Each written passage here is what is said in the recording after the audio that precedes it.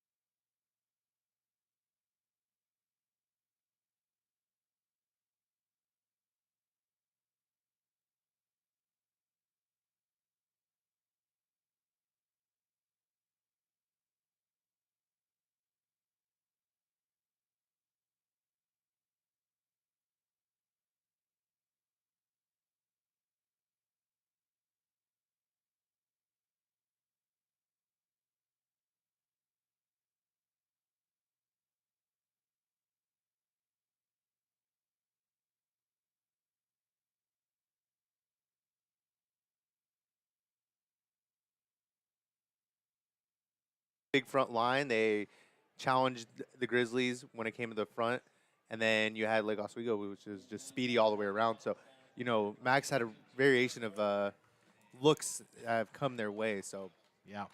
They definitely have. And tonight we've noticed a couple players will not be at least starting or playing for McMinnville. Not sure what's going on there, but Gabe Blanco not in uniform tonight on the sideline, and Austin Rapp not starting at running back. So a little bit maybe to start to overcome right off the get-go. But Newberg has a couple running backs on their team too. Isaac Heveron and Hudson Davis that really do a lot of the work for them in the backfield. Yeah, and I mean they both seem to have split their total rushing yards so far this season, with Isaac Heveron having 336 yards on the season and Hudson Davis having 331 yards. Yeah. So they kind of split up that work, and that's really difficult to defend when you don't know what style they're going to come out with.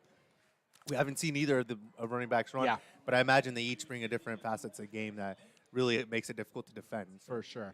Well, we got about a minute to go to kickoff, so we'll take a quick break right here, and when we come back, we'll start the action. Newberg and Grizzlies here from McMinnville High School.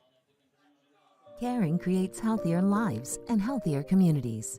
And when you need health care, we're here for you, providing medical expertise with a human touch, right here at home, whenever you may need us. From welcoming newborns into the world to life-changing surgeries, routine health screenings to life-saving emergency care, we're here to provide compassionate, high-quality health care to you and your loved ones. From the routine to the unforeseen, we're here for you. At Willamette Valley Orthopedics and Sports Medicine, their orthopedic surgeons specialize in diagnosing, preventing, and treating disorders and injuries that affect muscles, tendons, nerves, ligaments, bones, joints, and other connective tissues. Willamette Valley Orthopedics and Sports Medicine strive to give you the highest quality of care with the most up-to-date orthopedic surgical techniques and non-operative treatments to help you get back into doing the things you enjoy. Their goal is to help you live your life to the fullest. Give them a call at 503-435-4520. Willamette Valley Orthopedics and Sports Medicine.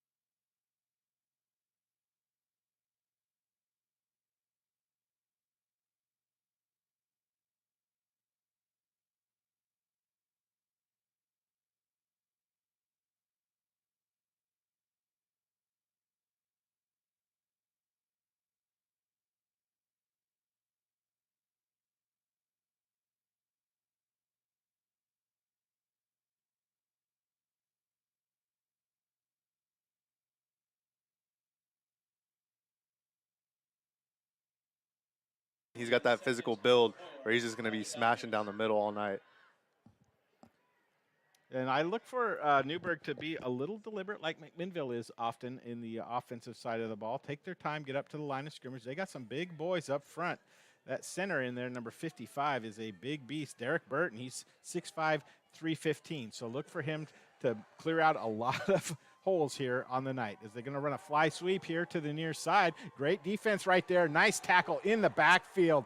That's number 2, Brandon Burney. He had a great play on the edge for a loss of a couple on the play. And that's clutch. With missing Blanco on that edge, he did a fantastic job at not only setting the edge against Lake Oswego, but making those open field tackles. So to see that the defense has been able to switch around some players and get them in positions where they're able to make plays like that is good news for the Grizzlies tonight. Yeah, 3rd and long now, 3rd and 6 with about 10:50 to go here in the first quarter. Just started. McMinnville defense looking to step up and get the ball for their offense.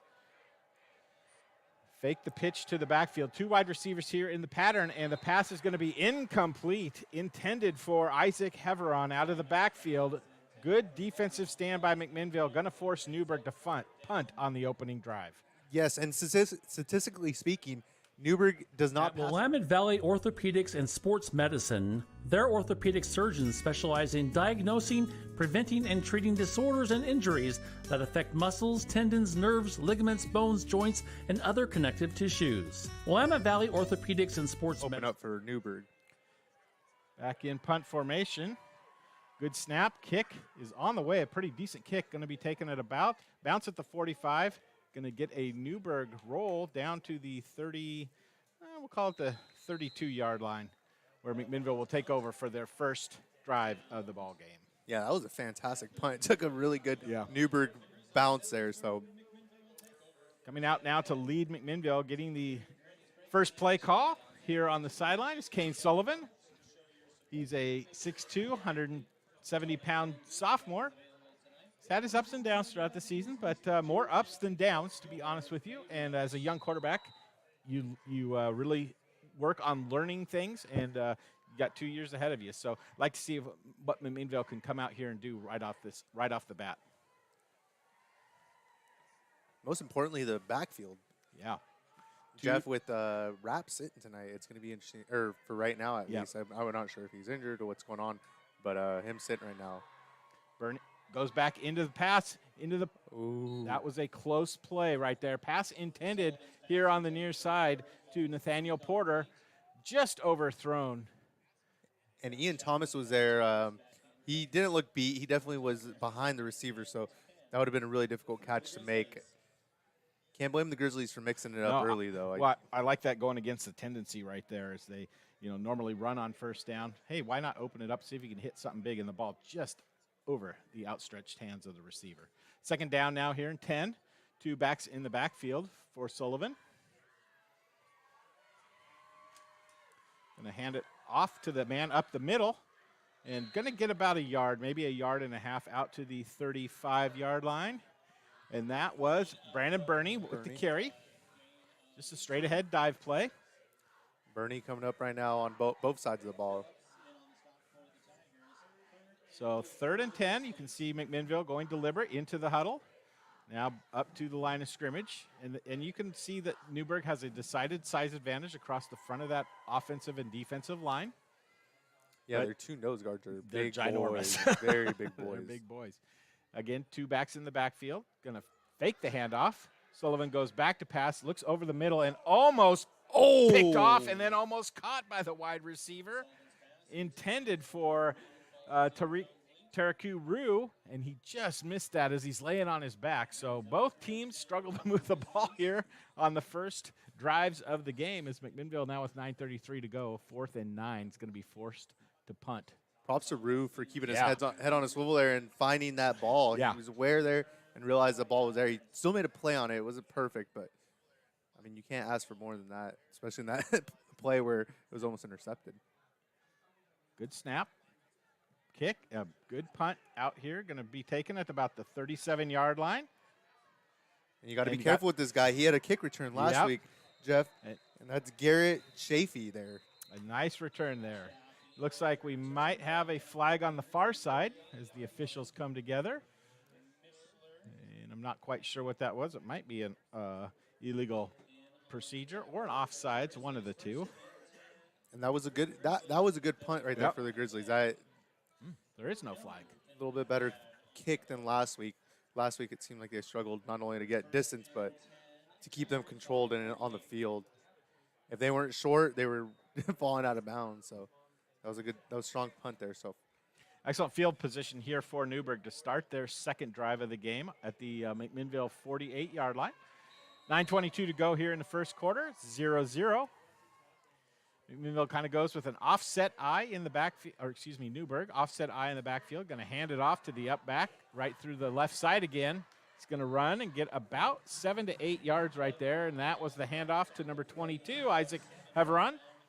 And Newberg's got to be happy with that sort of run right there. You break off 8, 9 yards on a run. That's keep those third down situations really short. Right now it's just second and third here. So Newberg in really good position to pick up the first down and keep the chains moving. And they want to stay out of those third and longs like they had the last series, David. So they're going to go single back here on the near side. 3 wide receivers split out to the far side. Probably a run play. Nope, they're going to drop back and pass. Quick out and incomplete that time. Looked like the quarterback there, Cole Thomas, rushed it just a little bit. But you know, when you have just 3rd and 3, you're going to take a chance on a pass play like that. And he's 0 for 2 to start the game. Imagine they're going to call up number 44 here down the middle. Just a theory here. I can buy that theory. he's a big guy. Actually, they have him in. It looks like it is a blocking back right now, but you never know. You get the quick to the up back, and they move him. He started on the left side of the eye. Now he's going to move to the right side.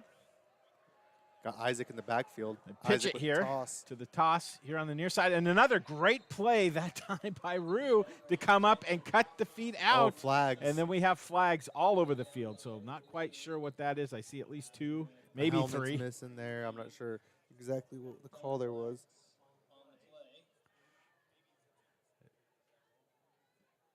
You have a late holding call?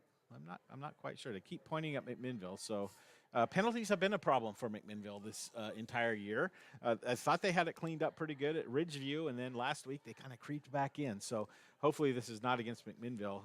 You don't want to start the night with a penalty only 4 minutes into the ball game. No, especially when it's a grinded out field position type game, which you know Newberg is looking to create it and make that type of game happen here tonight. Yeah, and stylistically, they feel like that's their advantage is to grind it out, play the field position, and just run the ball steadily over the game. Absolutely, and it is a personal foul against McMinnville. So the ball was going to be right on the first down marker. It might have been close enough for a measurement, but the 15-yard penalty is an automatic first down. It's going to bring Newberg all the way down to the 23-yard line of McMinnville, bring it 1st and 10 with 8:30 to go here in the first quarter.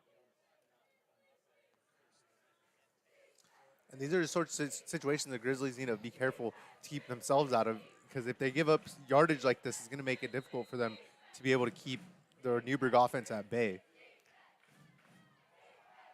Handoff just off the left side to the big back out of the backfield, Hudson Davis. And he gets about, they're going to give him 3 down to the 20-yard line. So a good job of that interior defensive line of McMinnville to make a play there.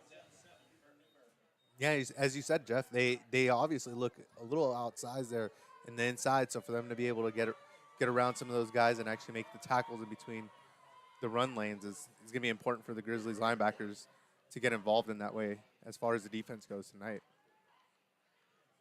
They come up to the line of scrimmage after the deliberate huddle. 2 backs, split backfield. Heveron and Davis in the backfield. McMinnville's defensive front shifts, and we have a timeout on the play. Oh, we have a delay of game. Delay of game. Against Newberg, so they're going to be backed up 5 yards, and this is what they don't want to get into, those 2nd and long, 3rd and long, and now they're going to be 2nd and 12 from the 25-yard line. So just when they had momentum going their way a little bit, they stubbed their toe. Yeah, and their offense still has potential to score from this distance. The Grizzlies have to be careful. We saw the kicker out here. Yep. He was kicking 40-yard field He goals.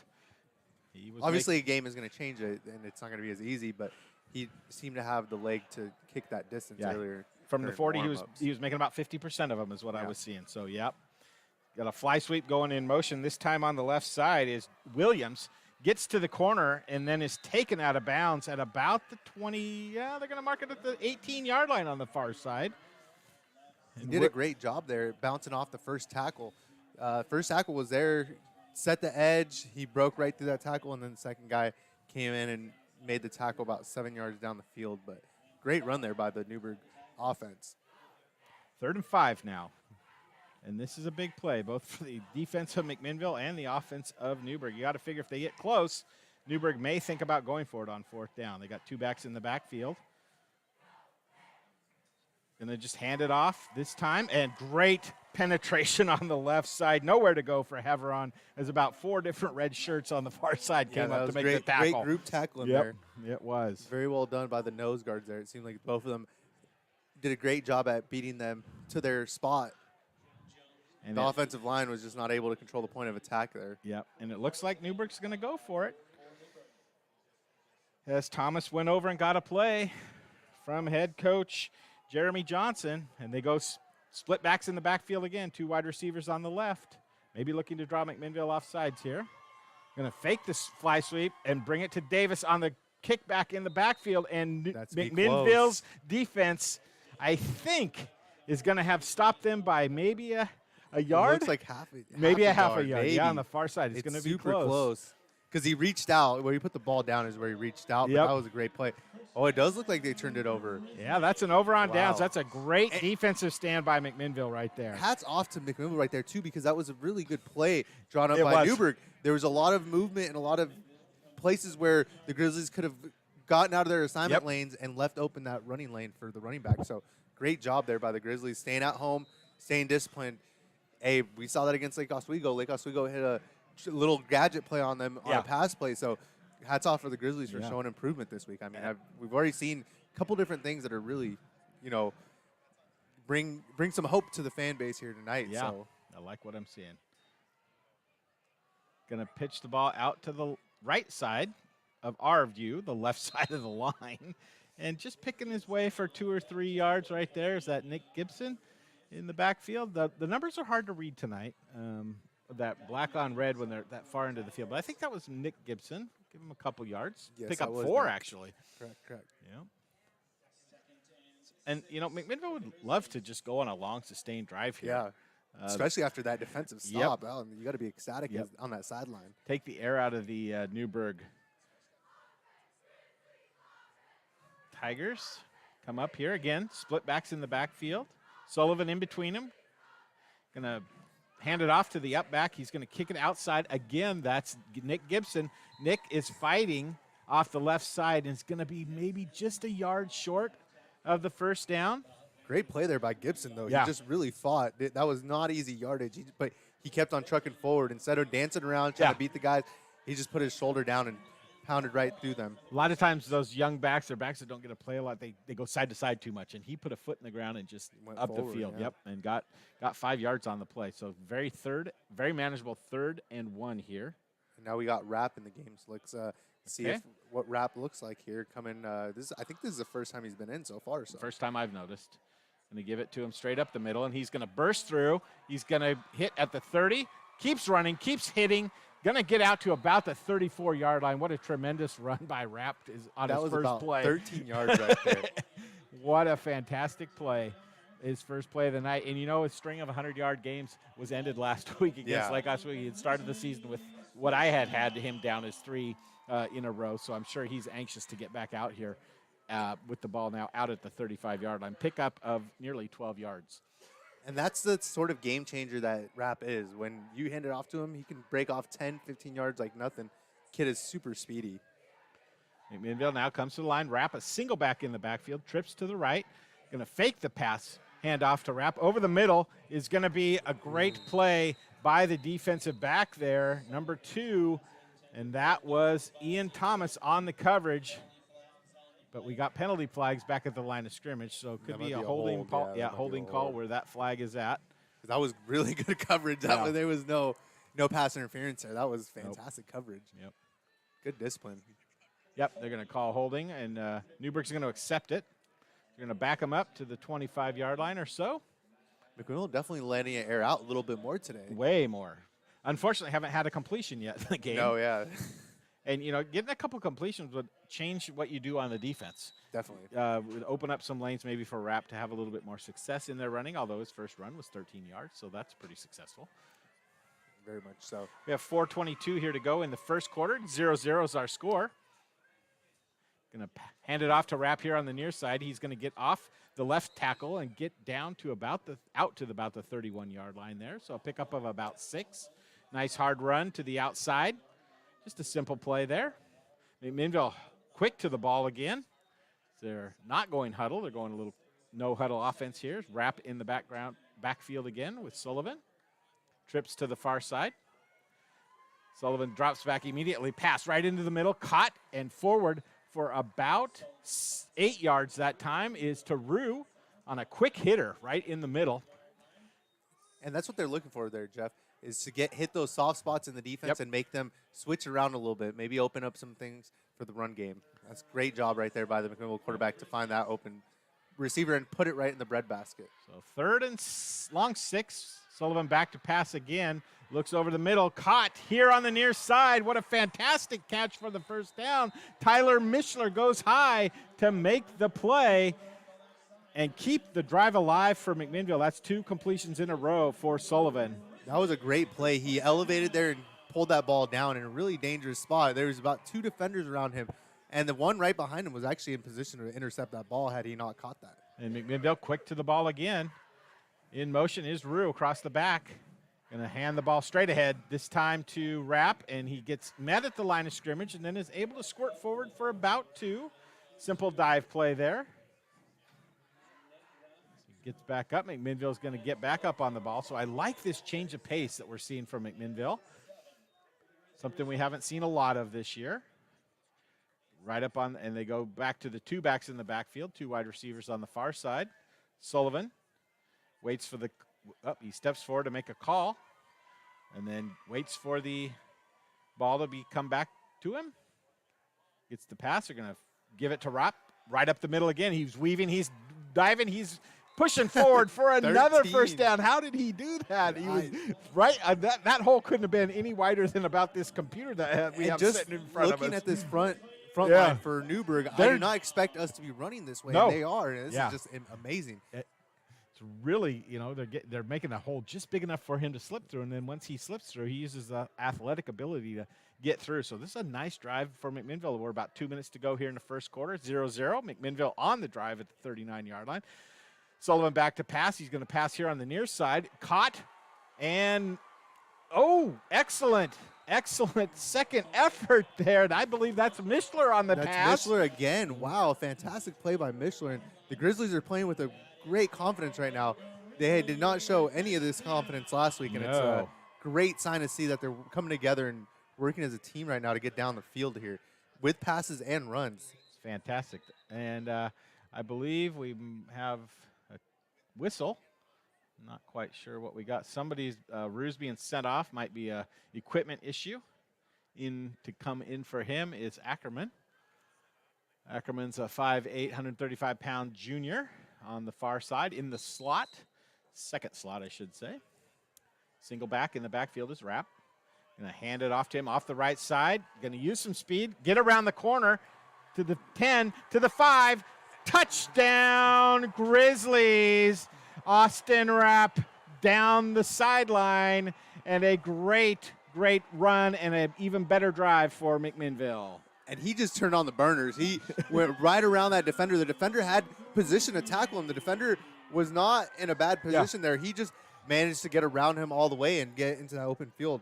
Great run by Rapp. And, I mean, this is the thing is when you have Rapp on the field, he's able to change the game, but really is playing with a whole different confidence today than he was against Lake Oswego. Amazing. And that was about an 87-yard drive there by McMinnville after they stopped Newberg on a 4th and 5. And Rapp ripped off like 30 yards of that. That was that series right there. Fantastic play and a couple timely receptions by the receivers there. Back is Rue. The kick is up, and the kick is good. With 1:38 to go in the first quarter, it's McMinnville 7, Newberg 0-0. We'll be back after this timeout. If you are looking for a financial advisor located here in McMinnville, Bethany A. Blinn has you covered.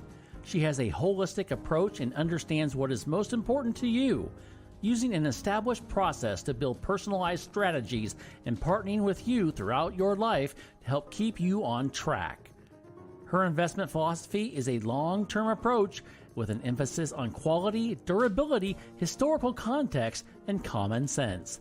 Give Bethany at Edward Jones a call at 503-472-0555. And go Grizzlies! Transitions in life. Sometimes it's difficult. When a loved one leaves us, Macy & Son is there for you. A trusted friend for 5 generations in Yamhill County. At that time, you have lots of questions and you need someone to walk with in every step of the way.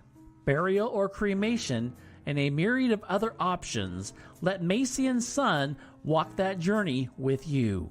Macy & Son McMinnville. Give them a call, 503-472-6151.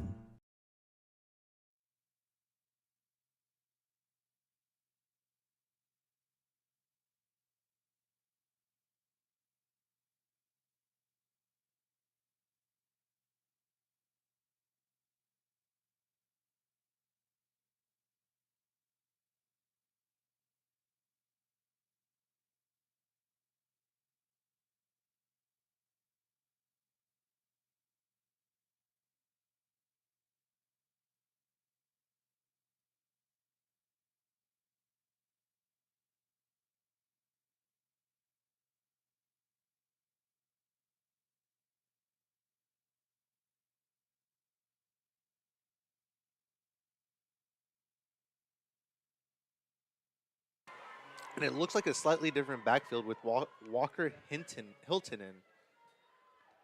It is. Hinton gets the ball. Oh, nope. I believe that was Heveron on the play. He's going to get 4. Just a hard run off the right side. Ball's at the 33-yard line as we approach 1 minute to go here in the first quarter. And Hudson does play both sides of the ball, so I imagine some of these substitutions are simply to give him some rest on the offensive side. Yep. Back in there, though. Yeah, as we say that, one to. play maybe is what he's got, but they go split backs in the backfield. Man in motion across the back, and it looks like we got McMinnville coming across the line of scrimmage for an offsides. And I think that might have been caused by the back moving across the back of the formation, thinking that it might be like a fly sweep, and going to get 5 cheap ones there on the Grizzlies. Ball out now to the 38-yard line with 2nd and 1 here. So this is one of those plays where a team that doesn't necessarily like to pass the ball all the time may pass the ball and try something deep, hoping that they're knowing that they on a 3rd and 1 they can just do a dive play or something. To the line of scrimmage, under center. Man in motion across the backfield.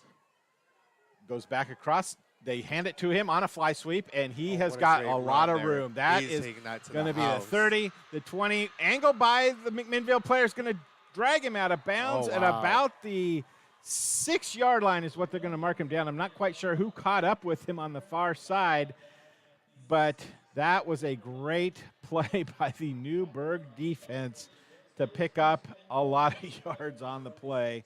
Was that Nick Gibson making the tackle on the far side? I couldn't quite read the numbers on the far side, but a great run that time by Cannon Williams.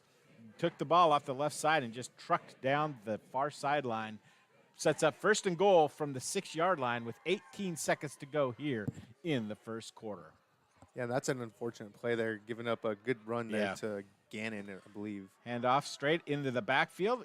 Defense steps up, and runner's going to fall forward, it looks like, to about the 2-yard line. I believe that was to Isaac Heveron, and that could be the final play of the first quarter of play. That's our whistle. The first quarter is done. It's 7-0 Grizzlies. Newberg on the march. We'll be back after these messages. People are always asking me, what is Big Box? So let's ask the boys. Big Box is rugs, Big box is fridges. Big box is furniture. Big box is sporting goods. Big Box is so much more. We are open every Saturday and Sunday, 9 to 5. We are at 2155 Northeast Lafayette Avenue. Come on down. Andrew Physical Therapy, Orthopedic and Sports Rehab wants to see you make a full and quick recovery so that you can get back into life and the things that you like to do. Their friendly staff will listen and encourage and guide you through each step of the rehabilitation process. From low back pain to post-surgical rehabilitation after a shoulder surgery or knee replacement, they are here to help. They also offer treatment for sports injuries and hands-on personal training for those who want to perform at their athletic best. Andrew Physical Therapy, Orthopedic. This season's broadcast here on Yamhill Today is brought to you by the 200 Club. Thank you to the 200 Club for their support of Grizzly football right here. And we welcome you back to McMinnville High School, where Newberg is at the other end of the field. Excuse me, as I get the camera down this way. First and goal, or second and goal from the 3-yard line. They're going to get the ball just straight up the middle, and it's going to be a touchdown, they're going to call it. I thought that Davis was down just before the goal line, but they're going to give Newberg the touchdown there on a nice drive, an answer to that drive that Newberg or McMinnville had earlier on in the game. Yeah, no, quite the opposite. Jeff, he walked into the end zone there. A lot of chaos at the line, but he walked right in. So a chance to tie the game here with an extra point. The kick is down, the kick is up, and it is good. So with 11:57 to go in the second quarter, it's 7-7, all tied up here in McMinnville. We'll be back after this timeout. Transitions in life. Sometimes it's difficult. When a loved one leaves us, Macy & Son is there for you, a trusted friend for 5 generations in Yamhill County. At that time, you have lots of questions and you need someone to walk with in every step of the way. Burial or cremation and a myriad of other options, let Macy & Son walk that journey with you. Macy & Son McMinnville. Give them a call, 503-472-6151.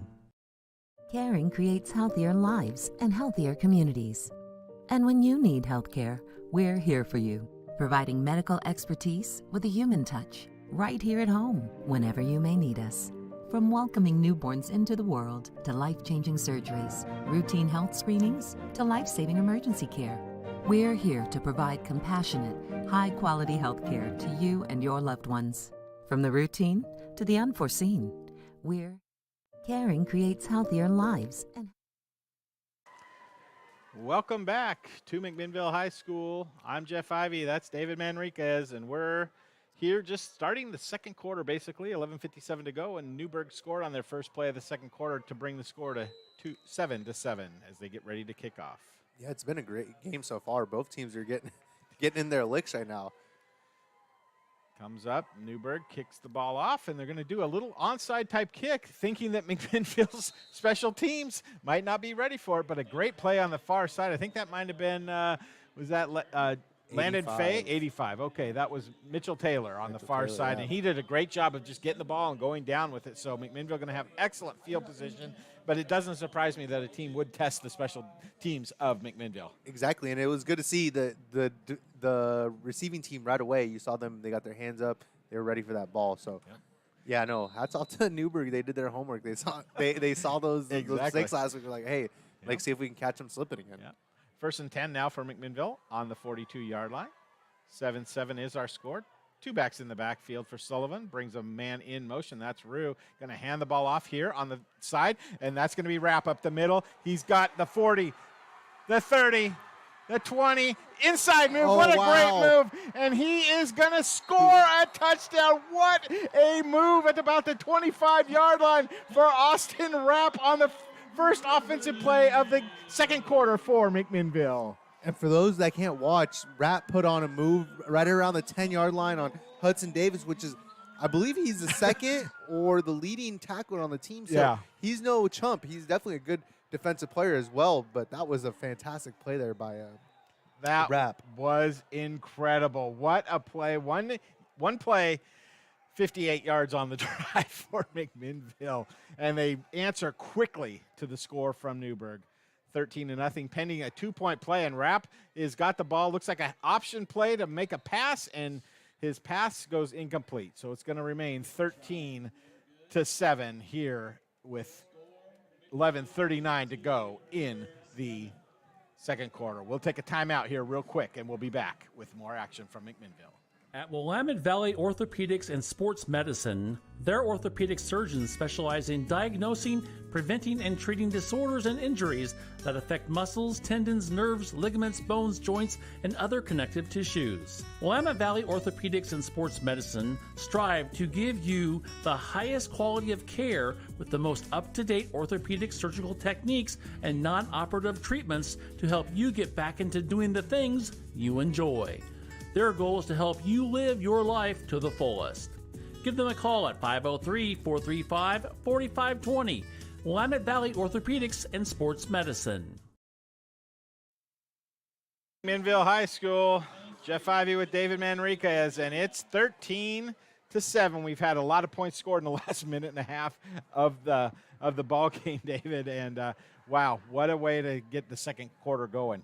Well, it's funny, too, because like we were saying earlier, we didn't think that this was going to be one of those games where the teams would be going back and forth as far as scoring. We thought it would be a grinded-out run game, but we also didn't predict them breaking off 80-yard runs almost. So as McMinnville gets ready to kick off, Rue comes up to the ball, and he's going to kick it right down the middle of the field. Going to be taken by running back at about the 10-yard line, out to the 15, 20, 25, and then a good, solid tackle by McMinnville just over the 25-yard line on the play. Yeah, McMinnville got a jolt of life from that run right there. That was a great open field tackle there. Going to start the drive at the 26-yard line. See if McMinnville's defense now can step up and do the defense or the offense a favor here and try and get some more points on the board. They're doing a great job so far. Yeah, and it's going to be tough. You can't answer back on every run, so at some point the Grizzlies defense has got to try to help out a little bit. Have run in Davis in the backfield, bring a man in motion. He hits the ball and cuts on the fly sweep, going to cut it up the middle. That looks like it's number 28. Well, no, 23. Gannon Williams with the run picks up. I'll give him 3 on the far side on that fly sweep motion. Good job of the defense. They're going to actually give him 4 on the play. 11:09. Clock continues to move here in a very entertaining first 13 minutes of a football game. Yeah, and the Grizzlies defense they look energized. Yeah. They just got to start, turning that energy into good tackles and plays. But so far, the team overall has looked really, really encouraged tonight. There he had Davis off the right side. He's going to pick up about 3 on the play. So 3rd and 3. And they just gave him on a power dive off that right side. Offensive line not getting a big push right now, but looks like they brought in a couple different offensive linemen, to be honest with you. They're not as big as they were earlier in the game, it doesn't look like. Maybe bringing in some subs, like you mentioned, rotating those players through to keep them fresh.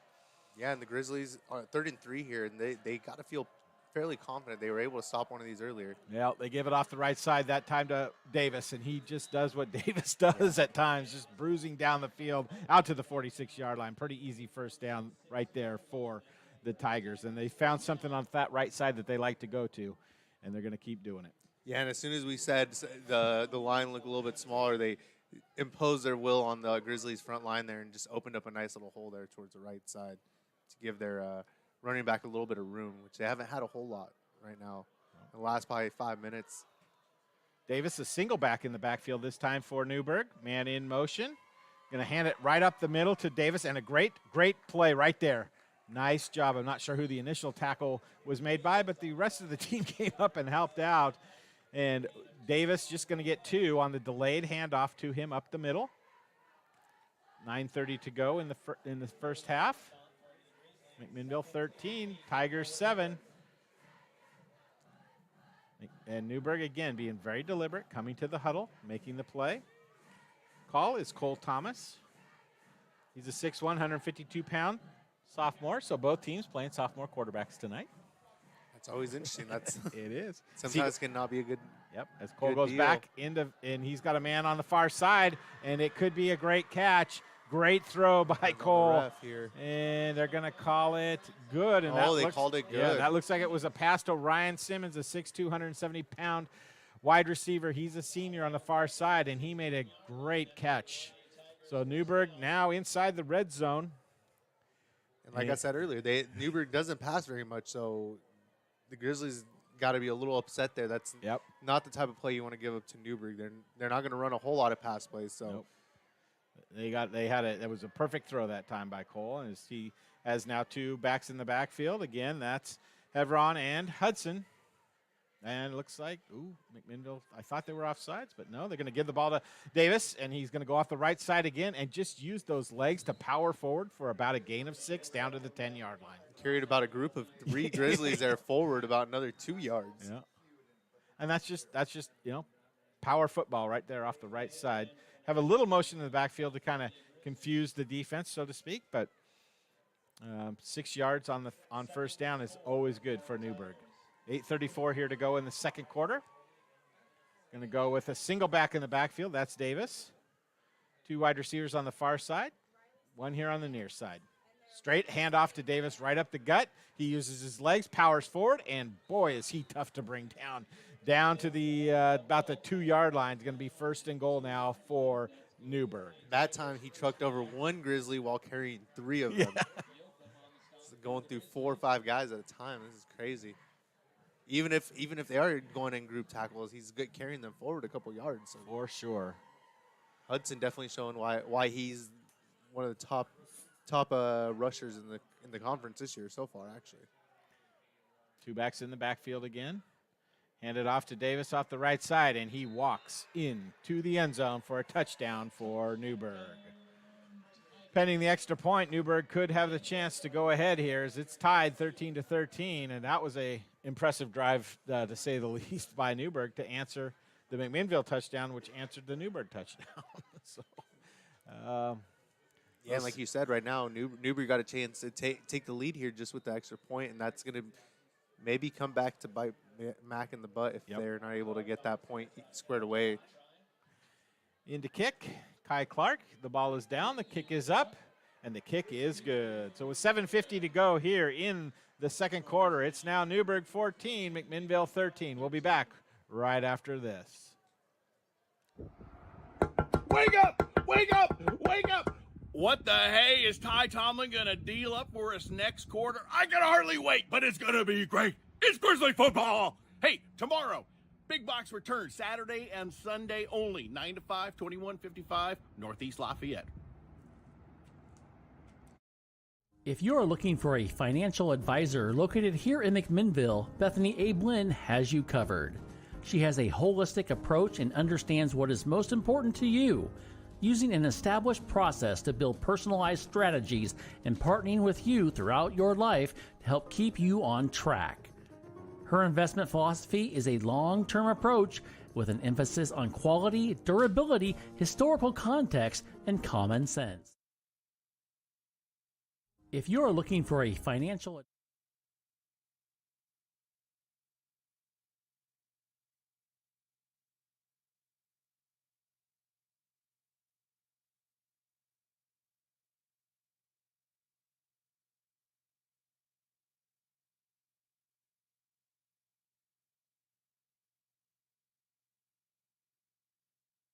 To be here where we are today. So the kick comes up for Newberg, and they aim it right at a player from McMinnville, and it bounces off. And this is a play that we've seen. This might be a Newberg ball. It might be a Newberg ball, or did Newberg? Oh boy, McMinnville got right on it. David, that was one of those plays. Some special teams practice that. Aim at one of the players, hoping it bounces off of them, and then they can get the recovery. Nearly worked right there for Newberg. And it's not like the player wasn't paying attention there. The player actually tried to pull his shoulder back, try to receive the ball there, but it just has a weird, wobble to it as it's flying through the air. So, but again, good field position here for McMinnville at their 40-yard line, trailing 13-14. About halfway through the second quarter, 1st and 10. 2 backs in the backfield. Looks like Bernie and Gibson right now as Rue goes into motion. Might have been a fault. Yep, yeah, I was just going to say, little illegal procedure, false motion, something. He couldn't hold from getting down the field to start the play. So McMinnville's going to back themselves up 5 yards, 1st and 15 now from the 35-yard line. Yeah, I'm not sure if it was a quarterback right there, or if it was a receiver, but failed. He didn't set up in time there as the Grizzlies snapped the ball, and he was still moving his feet. It looked like a arena football play where they run like 20 yards down the field and they start running forward. Yeah. Okay, well, that kind of puts McMinnville in a position they don't like to be. Wrap back in, there's a single back, 2 wide receivers on each side. And now they bring in motion. That's Ackerman. Sullivan back to pass. Gets pressure, going to tuck the ball and run, get hit from behind, and pick up about 5 yards. Didn't like what he saw down the field with all the wide receivers covered. Took what he could, felt the pressure coming in the pocket, and stepped up and then got 5 yards. Nice play. Nice, smart play. No interceptions, no turnovers, just and positive yards. Yeah, good play there by Nolan Diekman as he came back into the play, back into the frame after the quarterback took off running. So 2nd and 10 from the 40-yard line for McMinnville. 7 minutes to go here in the second quarter. Trips here on the near side. Wrap in the backfield, I believe, on the far side. He moves from the left to the right of Sullivan now. Ball snap back, fake it to Wrap, and then Sullivan looks down the middle. Going to have a wide receiver here on the near side, and almost right caught. through his hand. Almost caught David. Jeff, and that was that ball seemed to be in the right position there as 22 turned around, and it was right on his back shoulder. I don't know if it went through his hands, but it was pretty dang close. Oh, that was almost a perfect play right there for McMinnville. Would have been a big gain down to about the 30-yard line. Very well drawn up there. That's gave both players there an opportunity to make a good play there. Yep, it was a good throw by Sullivan. And we got to get a ball out on the field there. The referee there he goes. He gets the ball down to the field. So 3rd and 10, 6:51 to go here. As we look for McMinnville, split backs in the backfield. Sullivan and Gibson, it looks like. Give the ball. That's going to be Wrap right up the middle. He breaks away. He breaks a tackle to the 40, to the 30, 20, 10, 5, and touchdown, Wrap.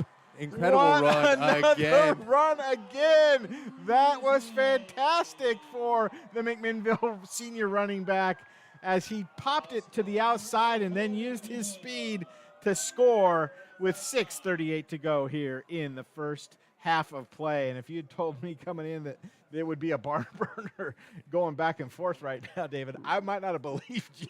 Well, if you would have told me Wrap is not going to start, by the second quarter he's going to have over 100 yards rushing, and you're going to be a barn burner, I wouldn't have believed any of that. Yeah, that's fantastic. As it looks like McMinnville is going to call timeout. We'll take that timeout quickly here. It's 19-14, 6:38. Extra point coming.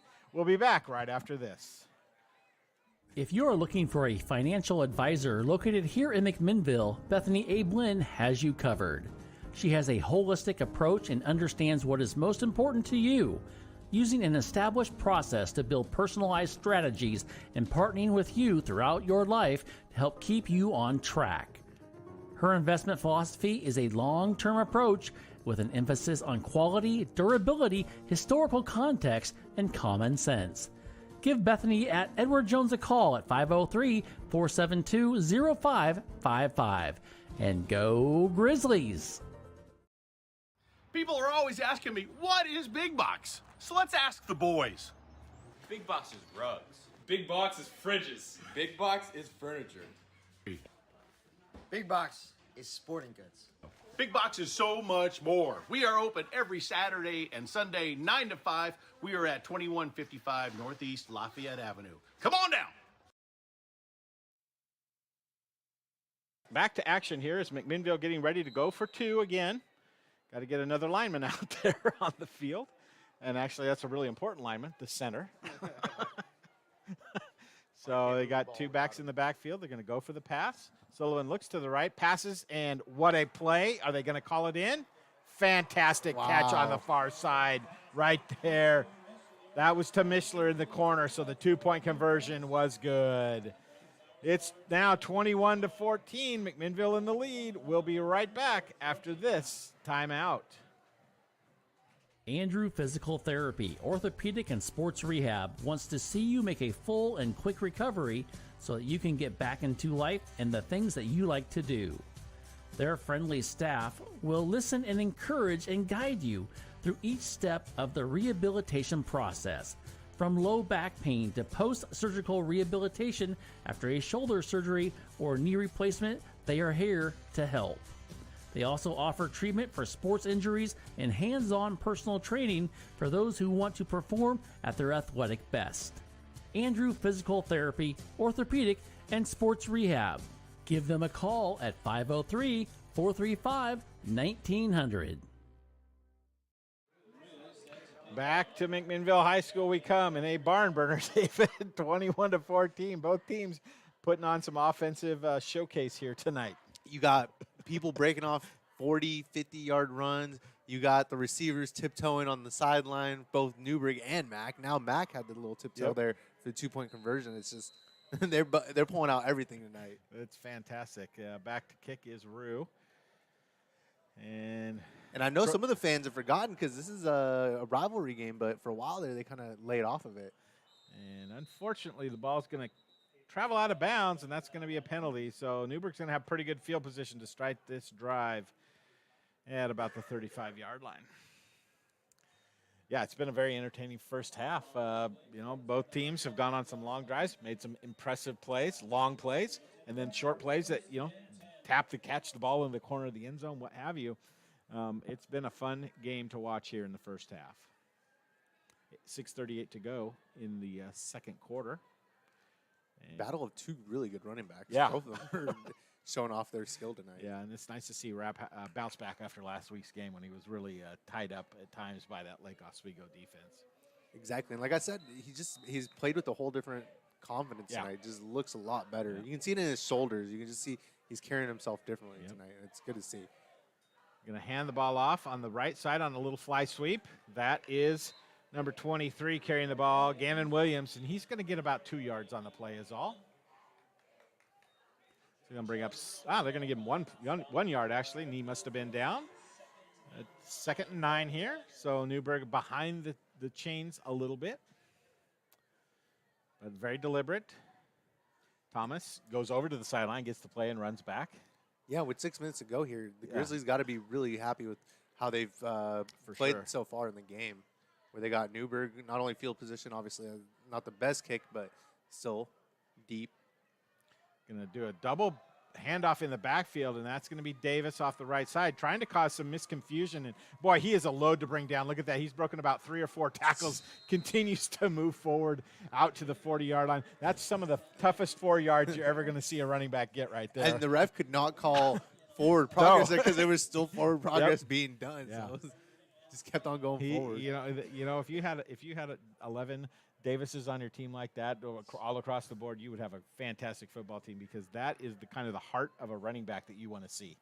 And the physical ability to do exactly. it. I mean, kid just puts his head down and has the physical ability to just drive through guys. Yep.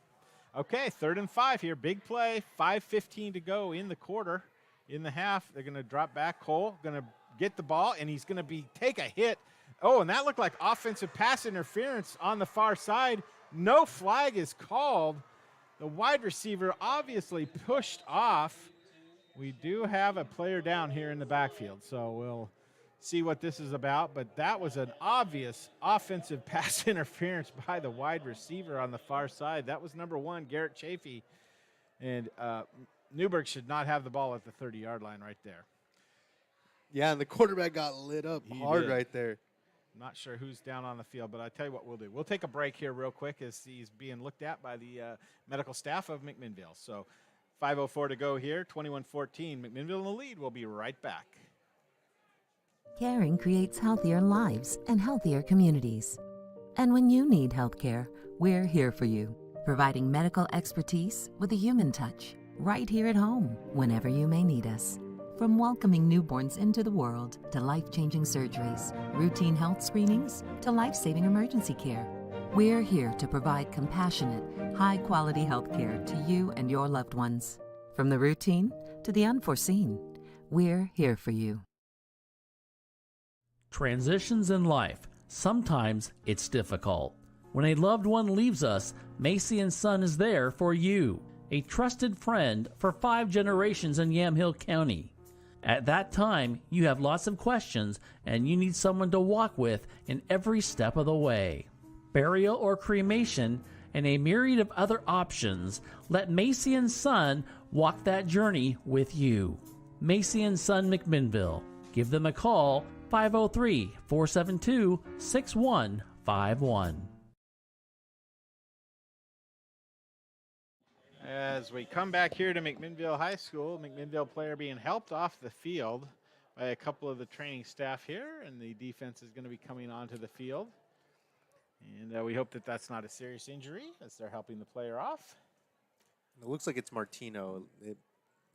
Based on watching some of the replay, it looked like he may have gotten rolled up on that play. There's a lot of chaos that was around the quarterback there. Well, we hope he's okay. And but again, going back to that prior play, I really thought it looked like pass interference, but it's one of the things about high school football. There's no replay, so you play it how the referees call it, and you got to just take your lumps and move forward. But 5 minutes to go, just over 5 minutes to go here in the second quarter. Newberg going to have the ball at the 30-yard line, 1st and 10. Split backs in the backfield again, Heveron and Davis. Bring a man in motion across the backfield and hand it to Davis on that little misdirection in the backfield. Davis kind of barrels over everybody, gets flung forward for a gain of 9 down to the 21-yard line. And they do a good job there. He keeps the ball hidden low. Yeah. Has 4 guys run by him, 3 guys, whatever. It looks like 4 guys. And then finally handed it off to Davis there at the last second. Well, the idea there, I think, is to cause confusion in the backfield for the linebackers in the defensive front, and surely did on that play with a pickup of 9.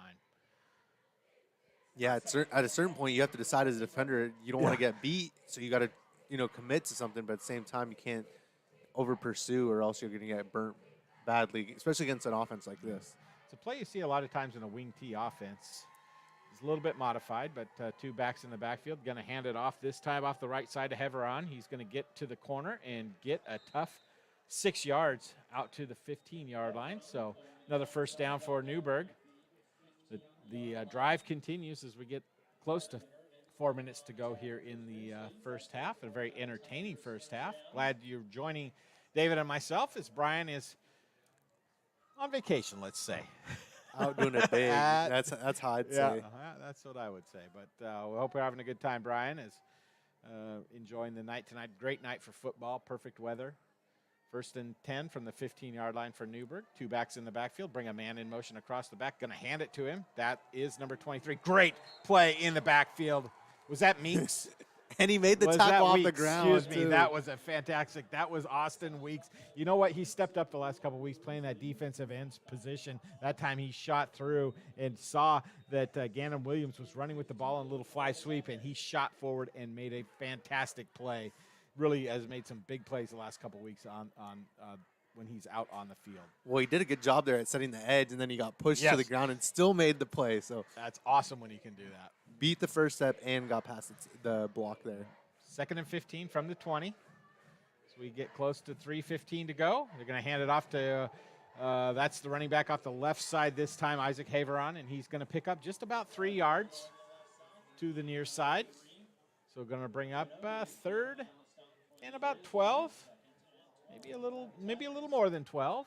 Look, we're a little bending right now, but they have not broken yet. So this is a very good sign here as it is 3rd and 12. So this would be difficult to convert here for Newberg. They have improved the passing, though. Like, they've gotten better in a game. Like, in this game, they've gotten better, gotten a little more consistent. And just as you mentioned that, David, they go trips to the far side. They're going to go back and pass. Little screen play, and we got a flag on the play, but Davis, the ball went right to him on a little delay screen. He's going to get about 2 yards, but there's a flag right in the middle of the field. My guess is going to be holding of some sort. or just linemen downfield. Yep. I'm not sure if that's a call, but Yeah, we'll zoom in over here to the official, and he's Holding. indicating holding. So what do you do here now? It's 4th and 10, or do you take the penalty? Yeah, they're gonna accept the play and bring up 4th and 10. So 4th down here, big play. That was a play we hadn't seen yet tonight. A little inside screen to Davis. So big play here for the defense with Looks like they're 2:34 gonna to go. kick. Oh, now they changed their minds. Yep. Going to bring on the kicking team, and this is definitely in the range of the kicker, Kai Clark. And you got to be thinking, as far as Newberg goes, they can score another touchdown. It's probably not going to be on this series, but to get a 3-point and to get ahead by 4 maybe, when all things shake out, Yep.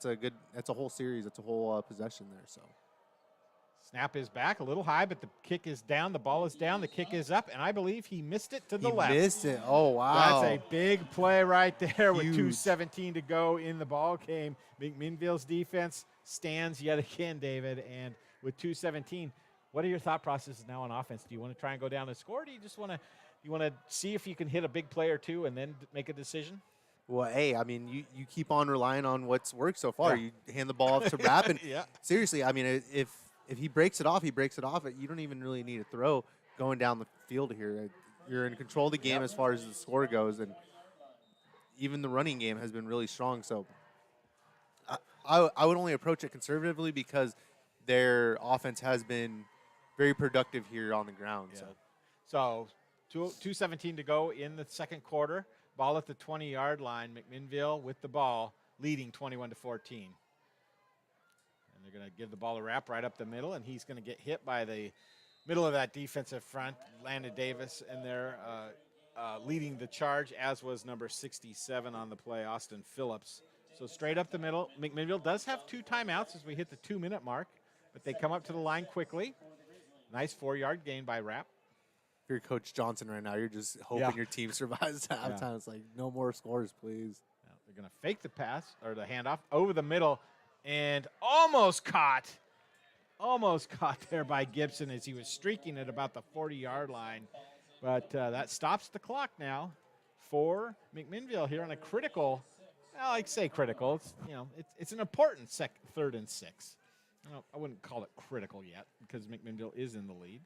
Yeah, it's just unfortunate because it can be they could give up a little bit of field position here and still give Newberg a chance to come down and score. And they do have 3 timeouts do the Tigers. So big play here, 3rd and 6. They're going to fake the pass. Patch it here on the near side out to Rue, I believe, with the catch. But that's only going to be about a gain of 2, maybe 3. Going to mark him down at the 26-yard line. And we have whistles, and I believe maybe Newberg's calling timeout because Rue was tackled inbounds.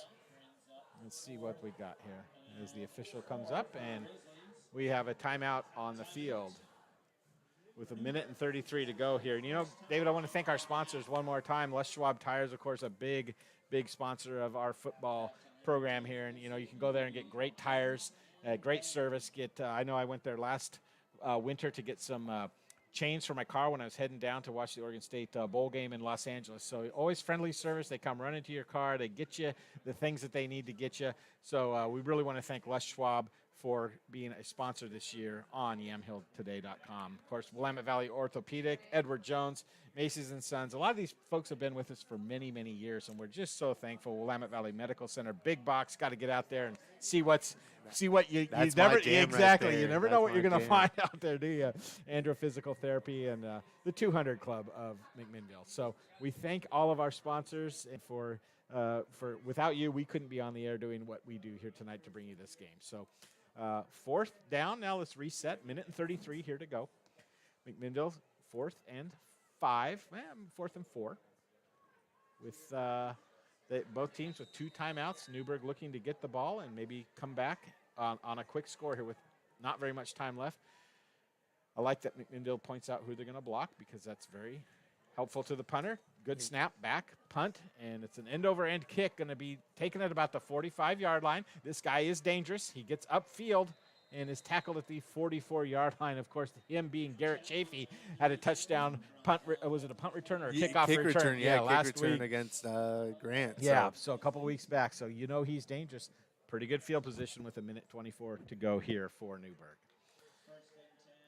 It's a lot of time. Lot of time. 124 with Yeah. only 40. Yeah, they put the ball back on the 44-yard line. 44 yards to go. 2 timeouts also for Newberg. So that anywhere on the field is wide open for them right now. Yeah. They go single back. That's Davis in the backfield. 4 wide receivers to the far side.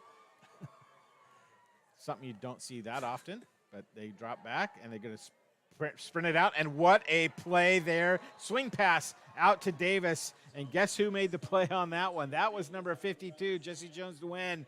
He read that play from the get-go. Oh, Loss yeah. of 6 on the play. As soon as they threw that, as soon as they pulled back to throwing position, and Yep. he saw that guy go out there, you saw the back of his jersey there because he was running right to the ball. He knew where it was going. Quickly to the line of scrimmage. Quarterback back to pass. Going to throw an out pattern here. It's going to be tipped up and caught. Oh, McMinnville had a chance to make a play on that one. Garrett Chafee with a great play there. And quickly out onto the field is Coach Jeremy Johnson to make a timeout there with 3rd and about 5 to go for Newberg. Wow, that was a nice catch. McMinnville looked like it had a player there that possibly could have batted it down or, got a little bit more, but a great concentration by Garrett Chafee on the play. Yeah, it looked like number 22 kind of just ran a little bit past it, and then the other defensive back was just a little bit too far to actually make a play on it. He saw it, the other defensive back saw it, but 22 ran right past it. Yep. So 47 seconds to go here in the first half. 3rd and 5. Do you think this is 4-down territory for Newberg? Probably so with this time to go. 1 timeout left for them. Yeah, you don't have too much to lose here at this No. point. And the Grizzlies haven't been airing it. They haven't been airing it out. Their success has been on the ground, so you're not as concerned that they're going to just drop a 60-yard bomb on you Correct. or something. So out comes the team after talking with Jeremy Johnson. See what kind of play they call up here. It looks like they're going to go trips on the far side. Hudson in the backfield. Hudson Davis in the backfield. And a tight end here on the near side. That is not Austin Weeks. That's Nolan Dykeman. Drops back to pass.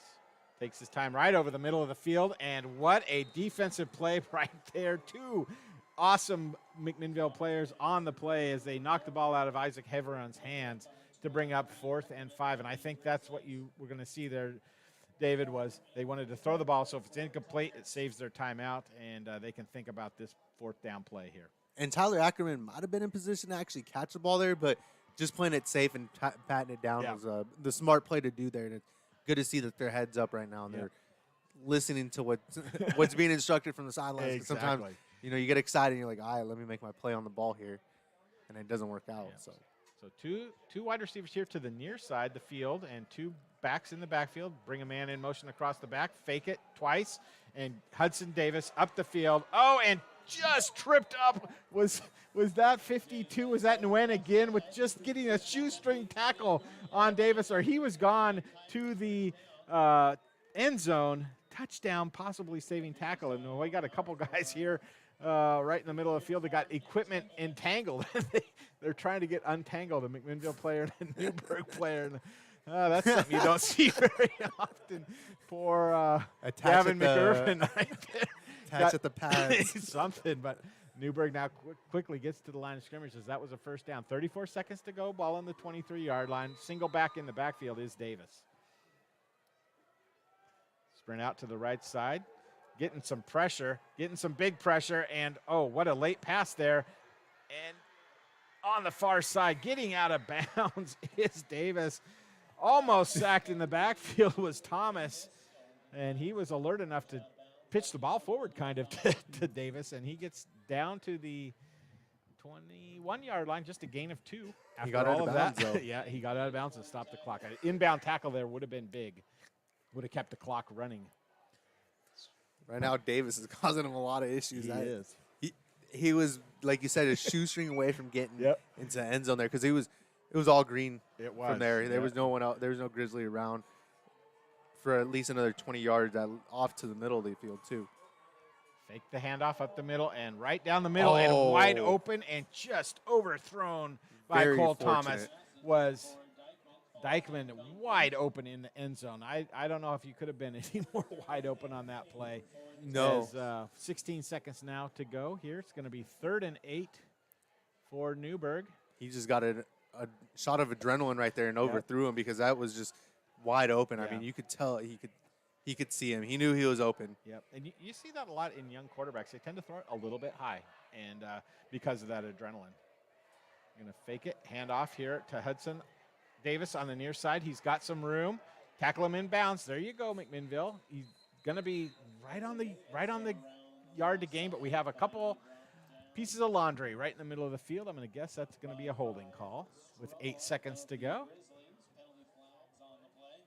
It looked like it as he was coming back across the field. Yeah. The flag started to come up around his blockers. Or is it a crackback block? Could be one of the two, but there's 3 flags sitting there, so you didn't fool that many referees. Holding. Of course, McMinnville will accept this one. So they'll back him up to the 27-yard line. 8 seconds to go here, so you got to figure this has got to be a play to the end zone. If you're Coach Tomlin, you got to feel pretty happy with the way your Grizzlies have handled this series right here because it's been challenging. Newberg's come out trying to score, so very throwing very everything at you guys right now. And Newberg's going to take their final timeout of the half, and we'll take one too. We'll be back after this 30-second timeout. Wake up! Wake up! Wake up! What the hey is Ty Tomlin going to deal up for us next quarter? I can hardly wait, but it's going to be great. It's Grizzly football. Hey, tomorrow, Big Box returns Saturday and Sunday only. Wake up! Wake up! Wake up! What the hey is Ty Tomlin going to deal up for us next quarter? I can hardly wait, but it's going to be great. It's Grizzly football. Hey, tomorrow, Big Box returns Saturday and Sunday only. 9 to 5, 2155 Northeast Lafayette.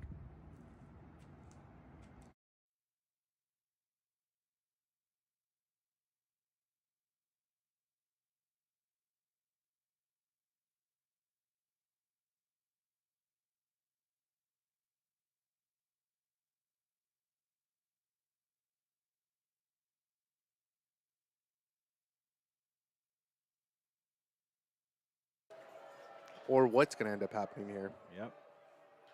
So I suspect it's got to be something towards the end zone. No timeouts now for the Tigers, so it can't be really to the middle of the field or you're not going to have anything to do. So under center is Cole. Sprints out here to the right side, and almost a great catch here on the near sideline, but the ball just goes tumbling off the fingers of the intended wide receiver, Gannon Williams, and that brings up 4th.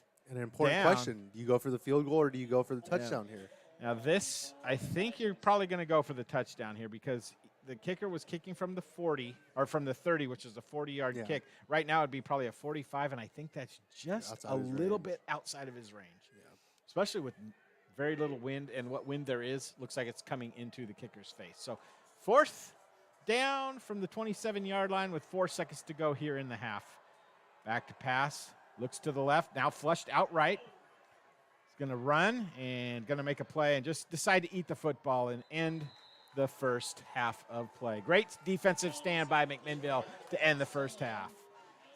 Well, I hope you enjoyed the first half because the second half is lining up to be just as exciting as the first. 21-14, it's halftime at McMinnville. The Grizzlies in the lead. We'll be back after these messages. Caring creates healthier lives and healthier communities.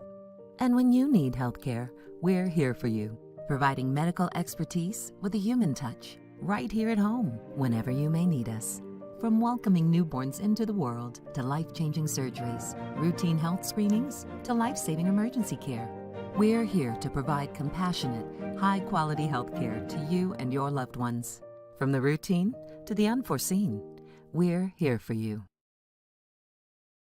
At Willamette Valley Orthopedics and Sports Medicine, their orthopedic surgeons specialize in diagnosing, preventing, and treating disorders and injuries that affect muscles, tendons, nerves, ligaments, bones, joints, and other connective tissues. Willamette Valley Orthopedics and Sports Medicine strive to give you the highest quality of care with the most up-to-date orthopedic surgical techniques and non-operative treatments to help you get back into doing the things you enjoy.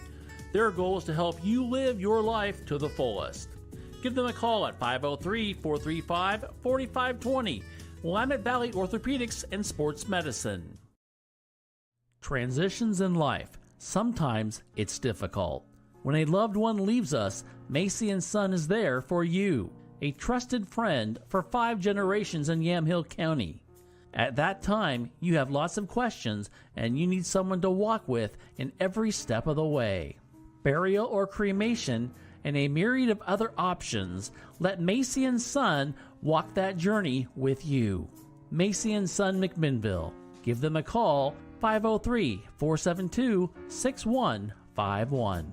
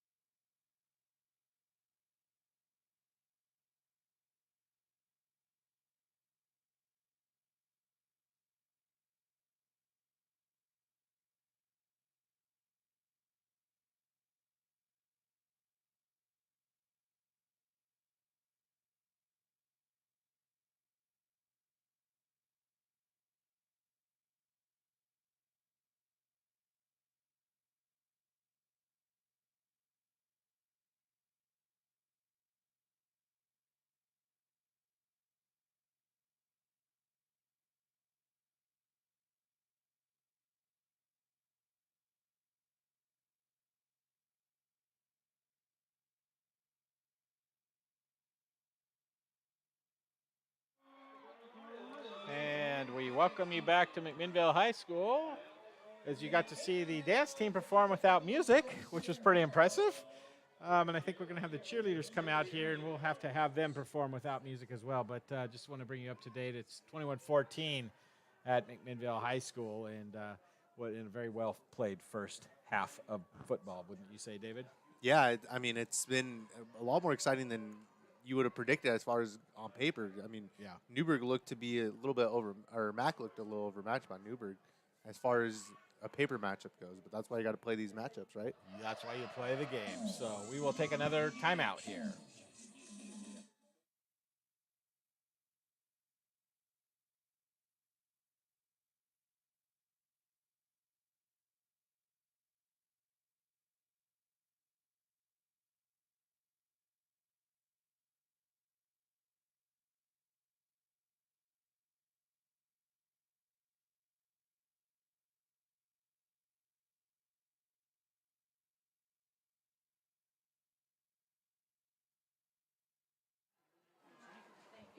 And we're back.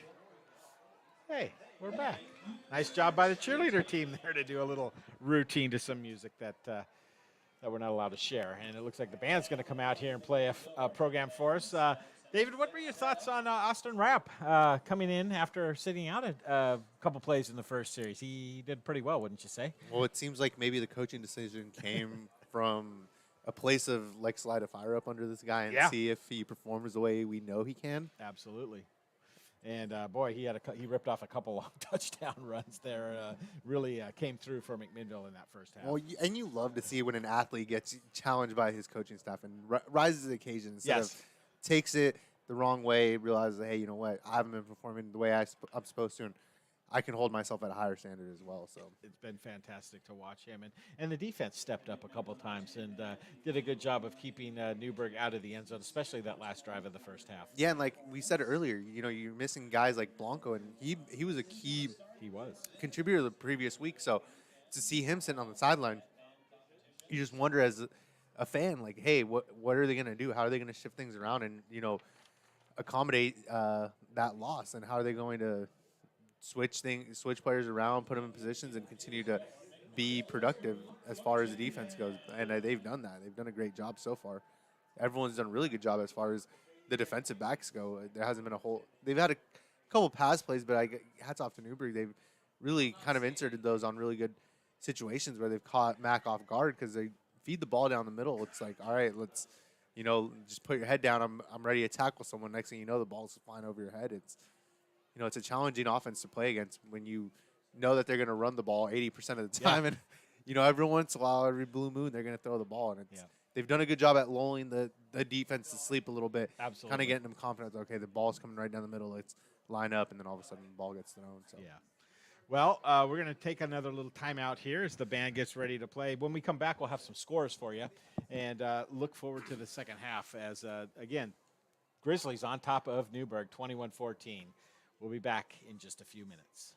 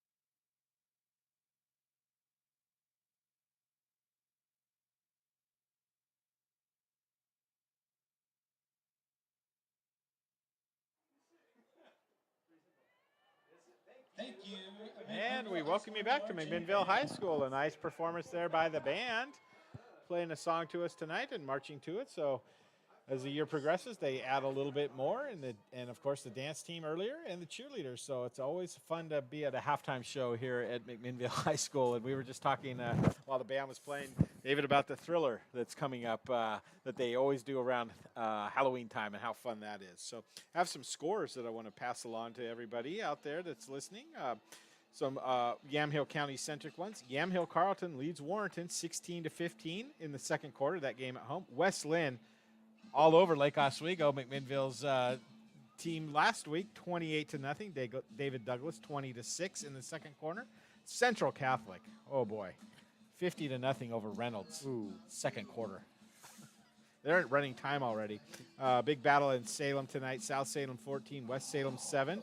South Medford beat Sprague 33-18 in a game played earlier.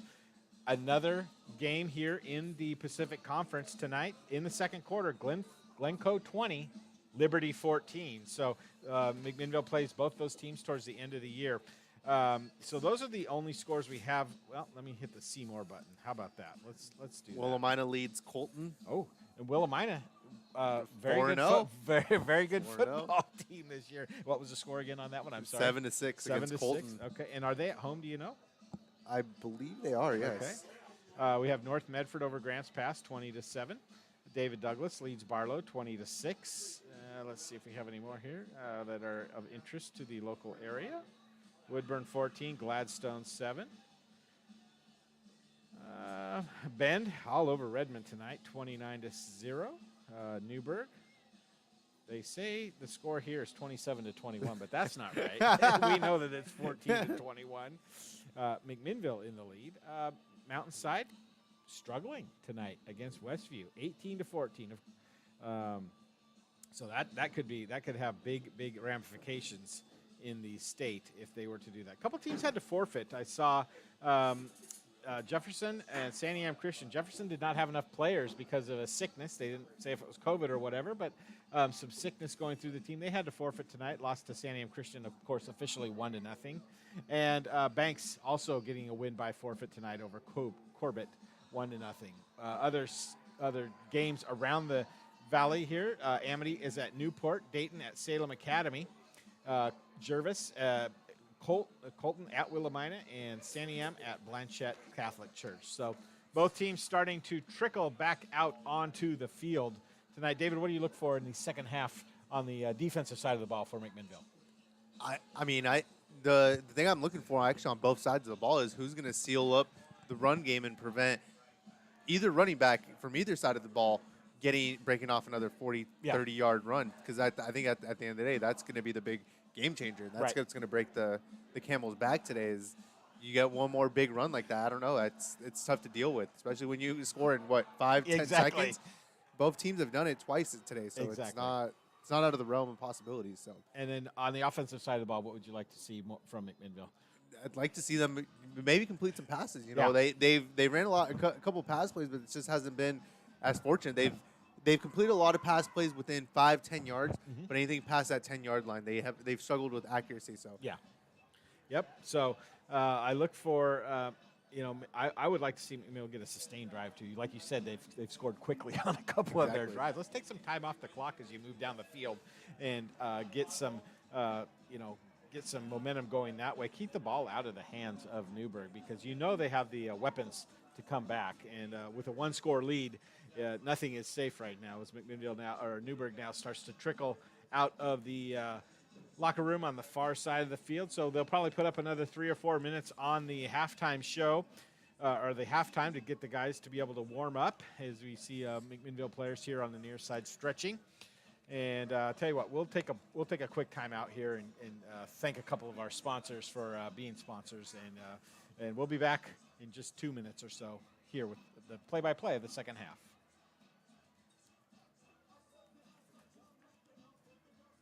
If you are looking for a financial advisor located here in McMinnville, Bethany A. Blinn has you covered. She has a holistic approach and understands what is most important to you, using an established process to build personalized strategies and partnering with you throughout your life to help keep you on track. Her investment philosophy is a long-term approach with an emphasis on quality, durability, historical context, and common sense. Give Bethany at Edward Jones a call at 503-472-0555. And go Grizzlies! People are always asking me, what is Big Box? So let's ask the boys. Big box is rugs. Big box is fridges. Big box is furniture. Big box is sporting goods. Big Box is so much more. We are open every Saturday and Sunday, 9 to 5. We are at 2155 Northeast Lafayette Avenue. Come on down.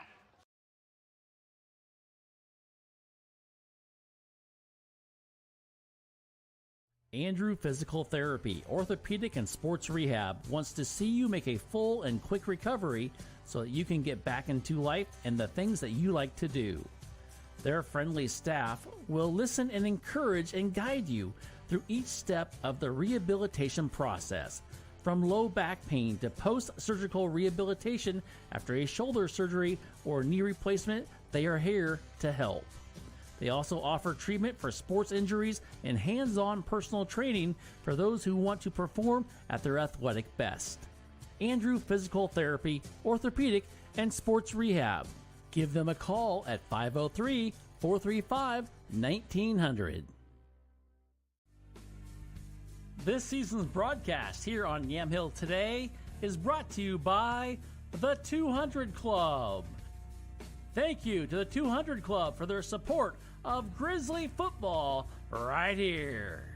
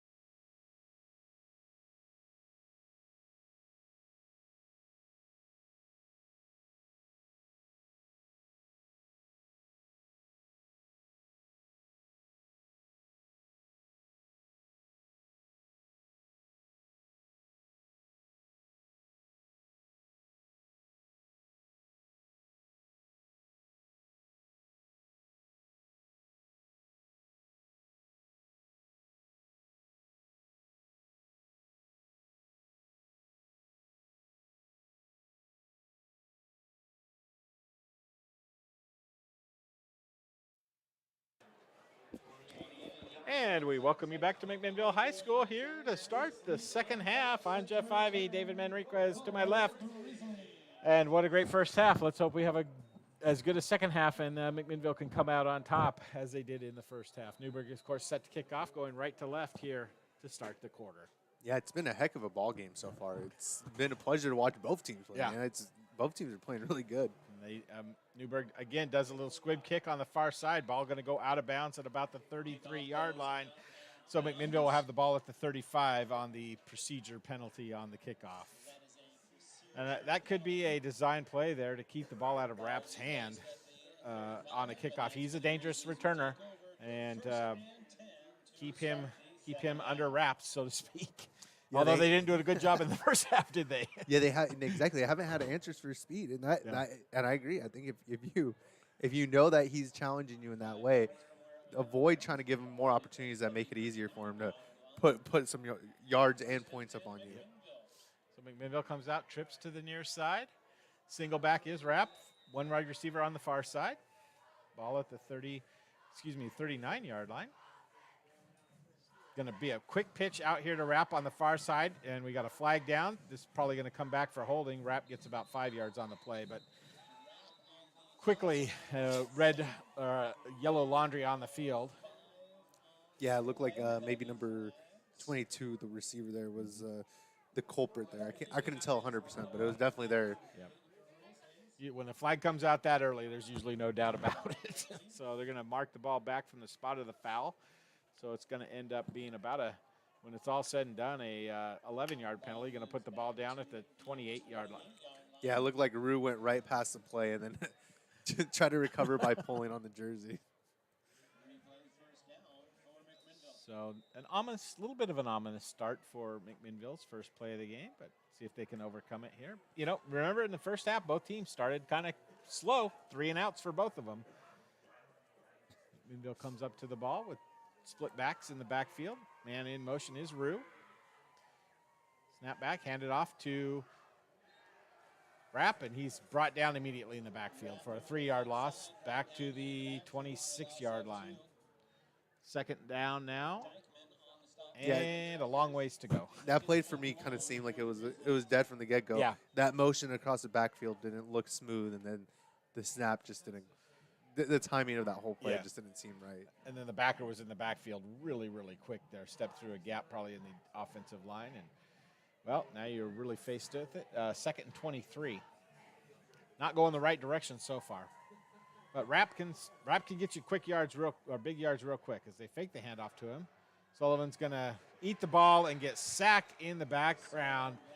And I'll tell you what, that is the first big play by that defensive front for Newberg, that being number 67, Austin Phillips, 6'1", 230-pound defensive lineman. He's just a junior as well.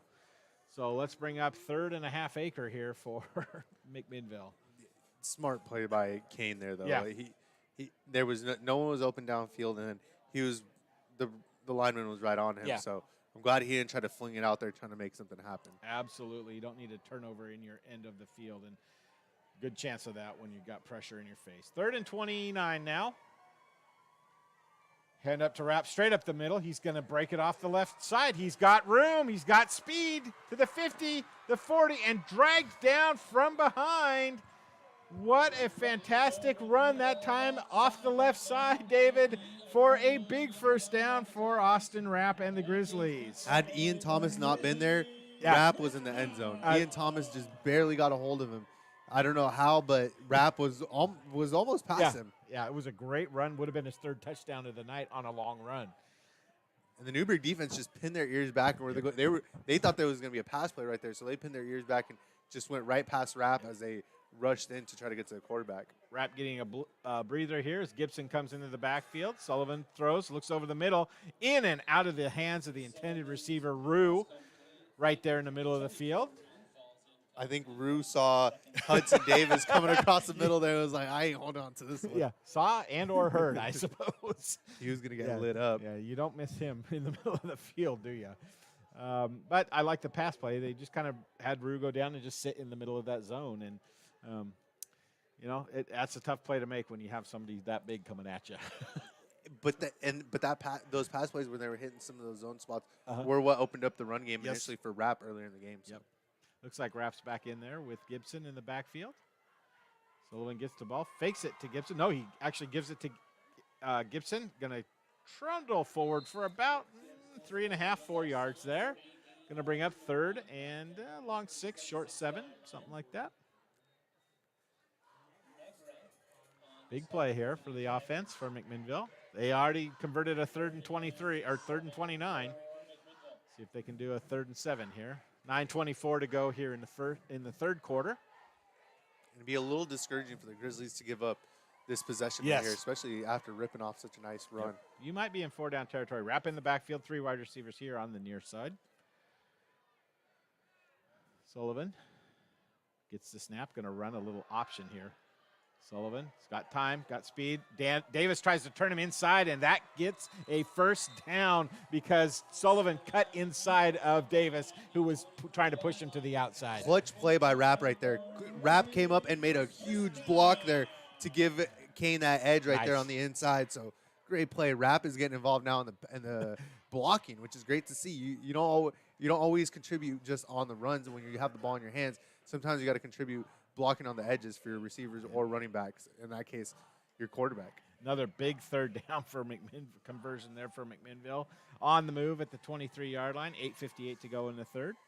21-14 is our score. McMinnville in the lead, and they are looking to add to it. In motion goes Ackerman across the formation. Sullivan again keeps it. Fakes like he's going to pitch it to Rapp, who was on the trail. Cuts it up on the inside and picks up a good 6-7 yards on the play. Doing a little option there, and that's something they haven't shown to Newberg yet tonight. Oh, yeah, but good play there, though. Yeah. And it's challenging for Newberg because between Rapp having ripped off a 20-yard run earlier, you're like, all right, who do I pick? Pick your poison right now. Exactly. Yep. And Kane hasn't been involved in the run game all day. Not all of a sudden now he's coming out and he's just putting his shoulder down and getting through guys. Gives you one more person to think about, doesn't he? As we got something, got a McMinnville's going to call a timeout, and we will take the timeout as well. 8:20 to go here in the third quarter. It's McMinnville 21, Tigers 14. We'll be back after this timeout. Transitions in life. Sometimes it's difficult. When a loved one leaves us, Macy & Son is there for you. A trusted friend for 5 generations in Yamhill County. At that time, you have lots of questions and you need someone to walk with in every step of the way. Burial or cremation and a myriad of other options, let Macy & Son walk that journey with you. Macy & Son McMinnville. Give them a call, 503-472-6151.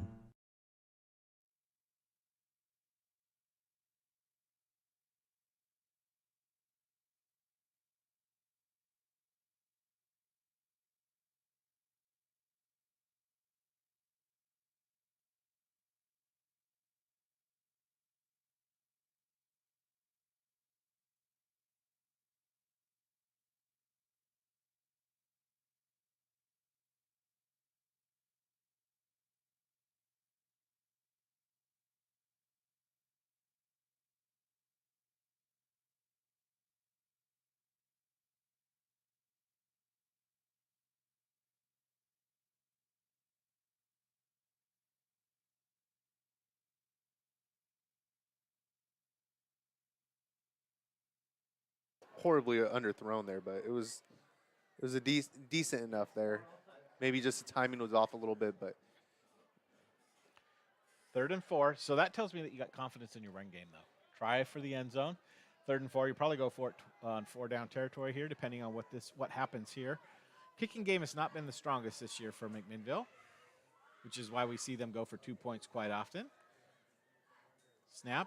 Give it to Rapp here on the near side. Going to cut it up. Weave his way. Try and push forward. And going to get down, what's that, to the 11-yard line? It's going to be close. Kind of depends on, is it a left foot or a right foot spot? Yep, first down there. They give him the first down. So a nice patient run that time by Rapp. Just kind of snuck in behind the lineman there and weaved his way. And got the first down to the 11-yard line. 1st and 10 from there. 7:54 and counting to go in the third quarter.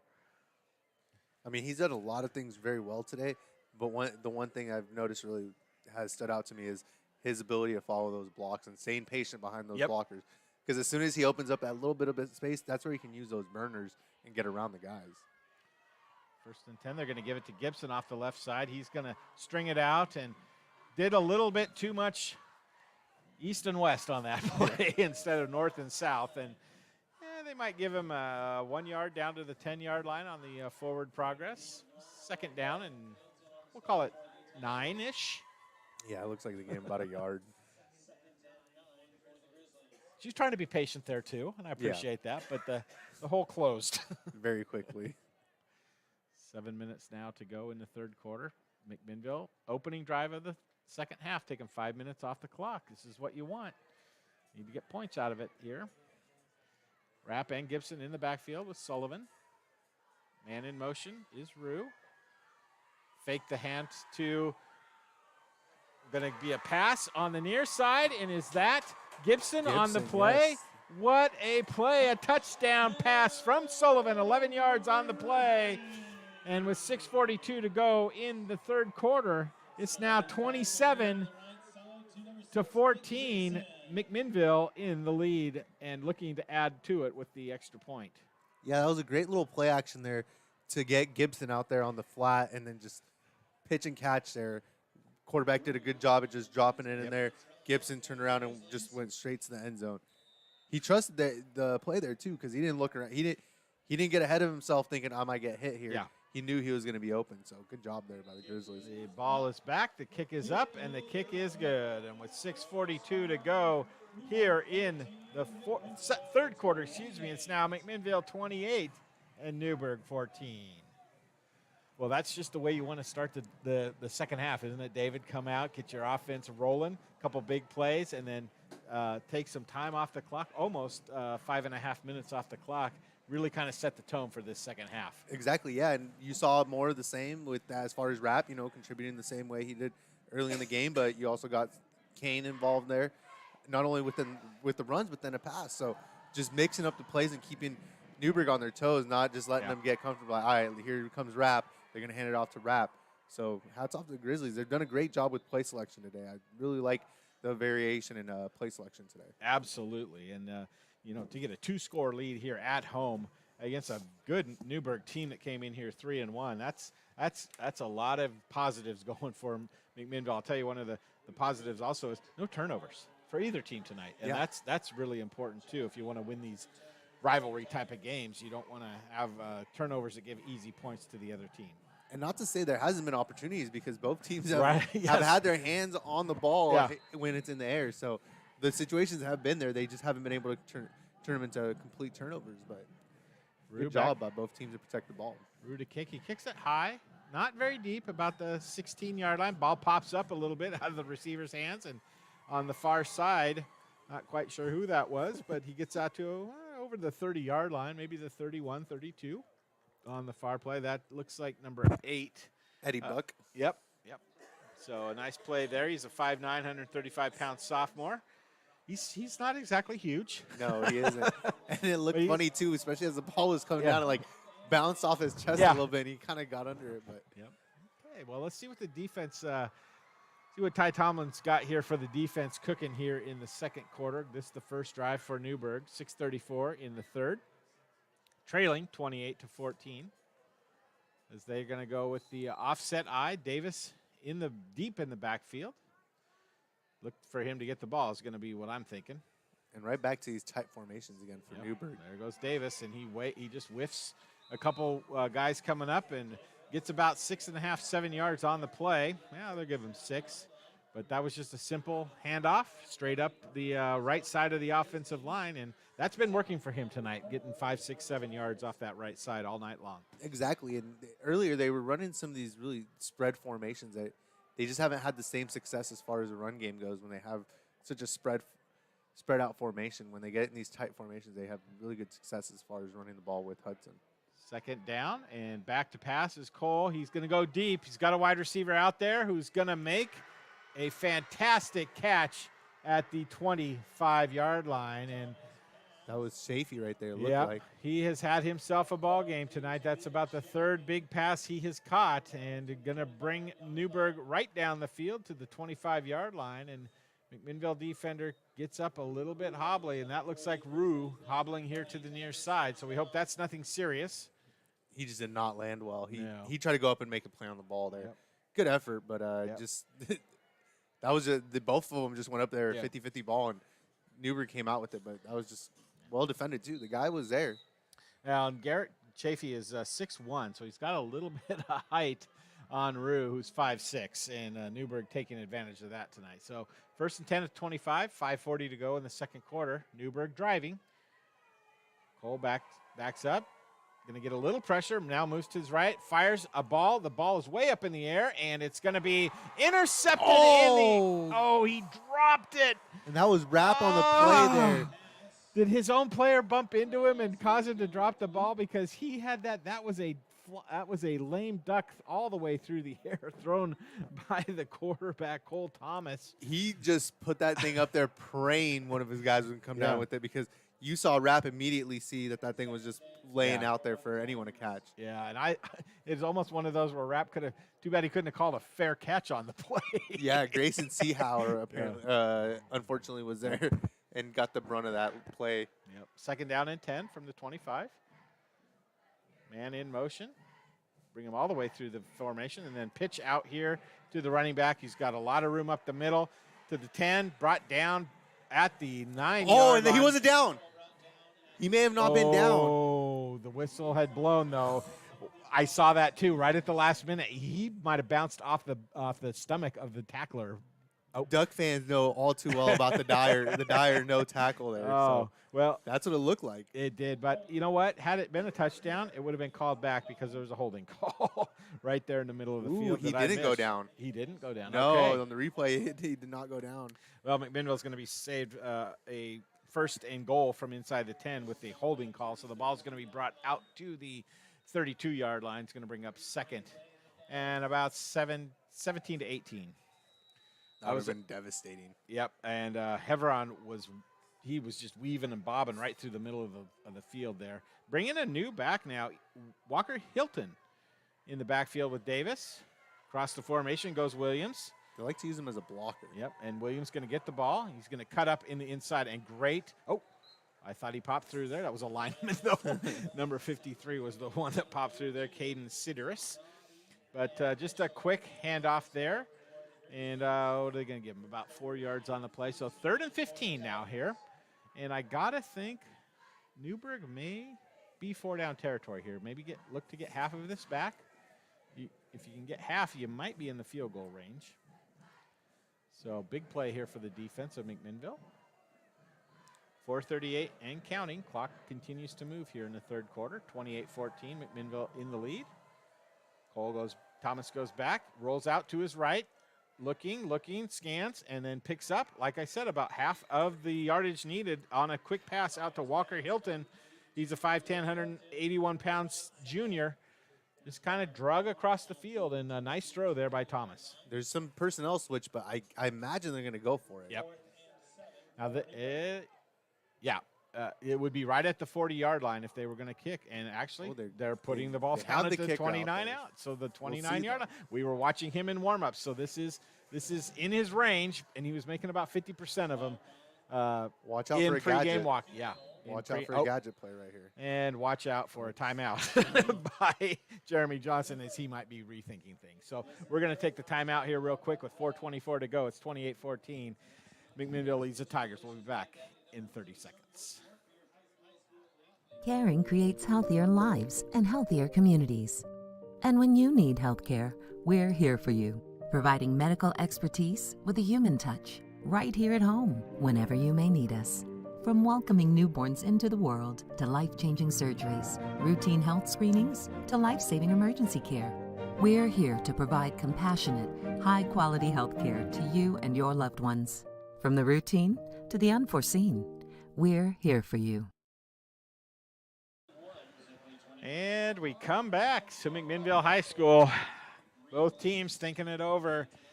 During the break, David and I talking about that might have been a fake that was going to be put on by Newberg, and Newberg coaches maybe saw that McMinnville was playing it safe. David, is that kind of what you were seeing? Yeah, only because of the way that they switch. They only switch a couple people on the personnel, not as many as they normally do on their special teams. And they set up right away. And as soon as they set up, they looked around a little bit, and then they finally called the timeout. Okay, well, they bring back the offense, so they decide to change it up and going to go with Davis in the backfield. Couple wide receivers. Big play for the defense here. Thomas goes back to pass. Going to be an underneath play and a fabulous read on the quick pass, the screen pass underneath to Davis. I'm not sure, was that Fay to make the play there? It might have been Landon Fay to make the play, and the ball is going to go over on downs to McMinnville, leading 28-14 here in the third quarter of play. What a fantastic defensive stand. Yeah, Newberg was just hoping that they'd pin their ears back and just take off running, but you see all the linebackers stayed back right on the line, kept their foot right on the first-yard line, and as soon as they saw that ball get tossed out there, they took off forward. Excellent defensive stand now. Now McMinnville would like to eat some time off the clock on this drive. Going to bring Rapp in the backfield. Going to bring 3 wide receivers here to the near side. Ball comes back. Going to pitch it to the right side, and wide open is a fabulous catch. Oh! And if he could have kept on his feet, Mishler would have been gone. But a great catch and throw by Sullivan to Mishler. That was fantastic right there. And we've seen a couple times there where it looks like it's either a little overthrown, the guy was open, or just underthrows the guy. But that time it was just perfect. And Mishler even kind of stretched out a little bit to get that in safely and just lost his footing. But great play there by the Grizzlies. They are moving again. Trips to the far side. Rapp in the backfield with Sullivan. I like to see Rapp here with the ball. And he's going to get it off that left side, kick it on the outside, going to cut it up, the 30, the 20. Well, not the 20, the 25, excuse me. I got the camera a little bit ahead thinking he might score a touchdown, but not quite. He got 15 on the play, but we do have a flag on the far side I see now. So probably going to be a holding there too as well. And Jeff, like you said just 3 seconds ago, you'd like to see them milk some of the clock here, but if they're breaking out plays like this, it's a little bit hard, especially with a long pass and a nice run right there. But looks like it's going to get pulled back a little bit there. Yep, it's from the spot of the foul, so they're going to end up with the ball at about the 46, 47-yard line there. Man, that's too bad because that was a first down run for another first down. Would have been a 15-yard gain or so. Bring it back. Now it's going to be first and about 17 from the 47-yard line. 3:36 to go here in the third. And, boy, you really feel like if you can get a touchdown here, the game might be a little bit out of hand for Newberg to come back. Exactly, and it's more than anything, it's the way that the Grizzlies are playing. They're not giving up anything. They seem to be staying strong here through the whole game and focus. So it doesn't seem like they'd get hit with anything. Delay the pass, and Sullivan's going to go deep here on the near side. It's going to be caught. What a nice play. Inside maneuver to the 5. Touchdown, McMinnville. And I believe that might be Rue on the far side. I cannot see a number, but another pinpoint play for McMinnville as that's actually Tyler Ackerman with the touchdown on a sweet pass from Sullivan. And he put a sweet move there on Garrett Shafee right there. He had squared up to make the tackle on him, but he just shook him out of his shoes and got around him, got straight into the end zone. Great play there by the Grizzlies, and they're not taking your advice right now here, Jeff. They're not slowing things down. But they're putting all. points on the board. Yes. That's important too. But you kind of feel like, is this kind of getting away from Newberg? Well, they're not going to give up. But the ball's down, the kick is up, and with 3:25 to go, the kick is good. So 35-14, McMinnville extends their lead here in the second half over the visiting Tigers. We'll be back after this timeout. Wake up! Wake up! Wake up! What the hey is Ty Tomlin going to deal up for us next quarter? I can hardly wait, but it's going to be great. It's Grizzly football. Hey, tomorrow, Big Box returns Saturday and Sunday only, 9 to 5, 2155 Northeast Lafayette.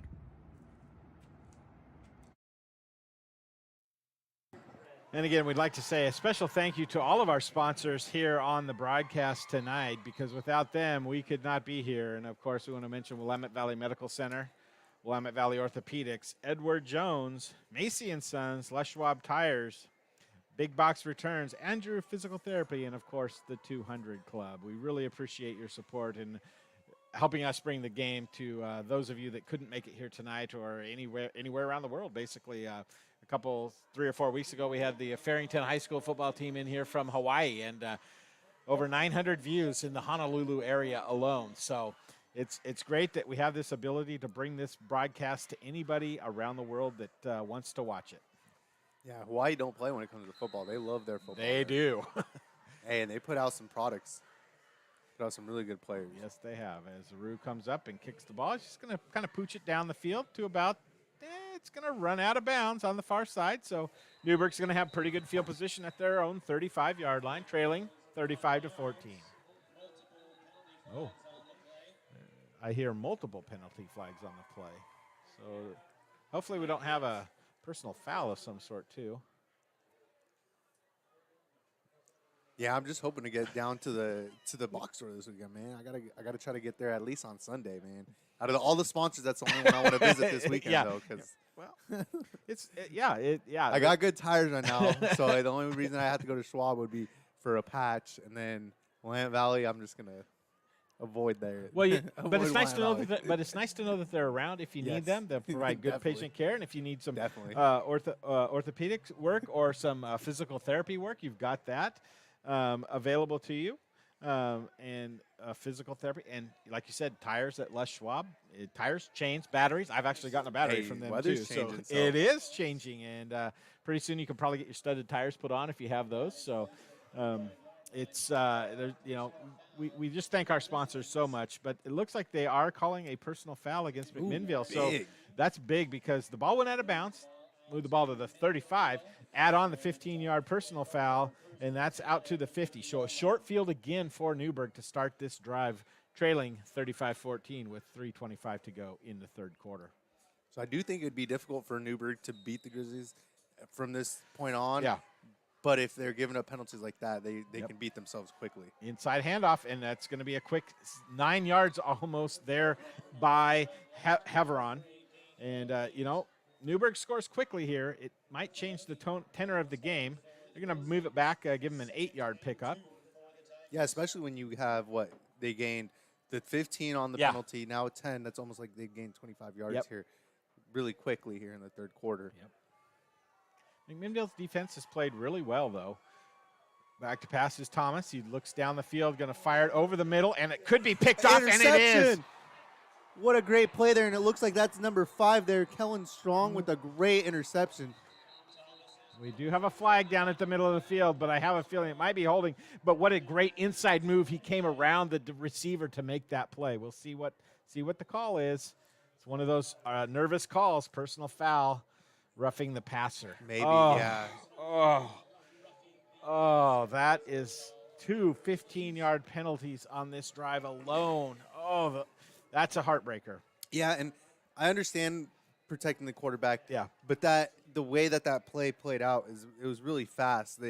Both defensive linemen got away from their blockers, were coming at the quarterback and kind of simultaneously hit him as he was releasing the ball there. So that's too bad.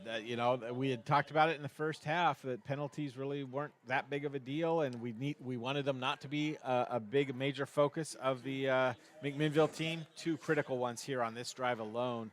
2:45 to go now. Newberg inside the 30-yard line down to the 27 of McMinnville, and plenty of time here if they get a score. Yeah, and that's just an unfortunate call there though, because they didn't. It's not like they dropped their helmet into the quarterback and hit him. It was just fast play, and they're just going to protect the quarterback. And it really was a great interception by Strong.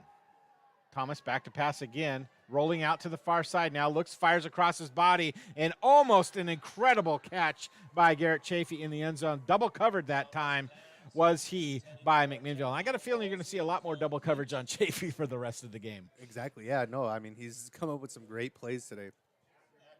He's got good speed and really good hands. And height. He 6'1", and going up against a couple defensive backs there that are not quite as tall.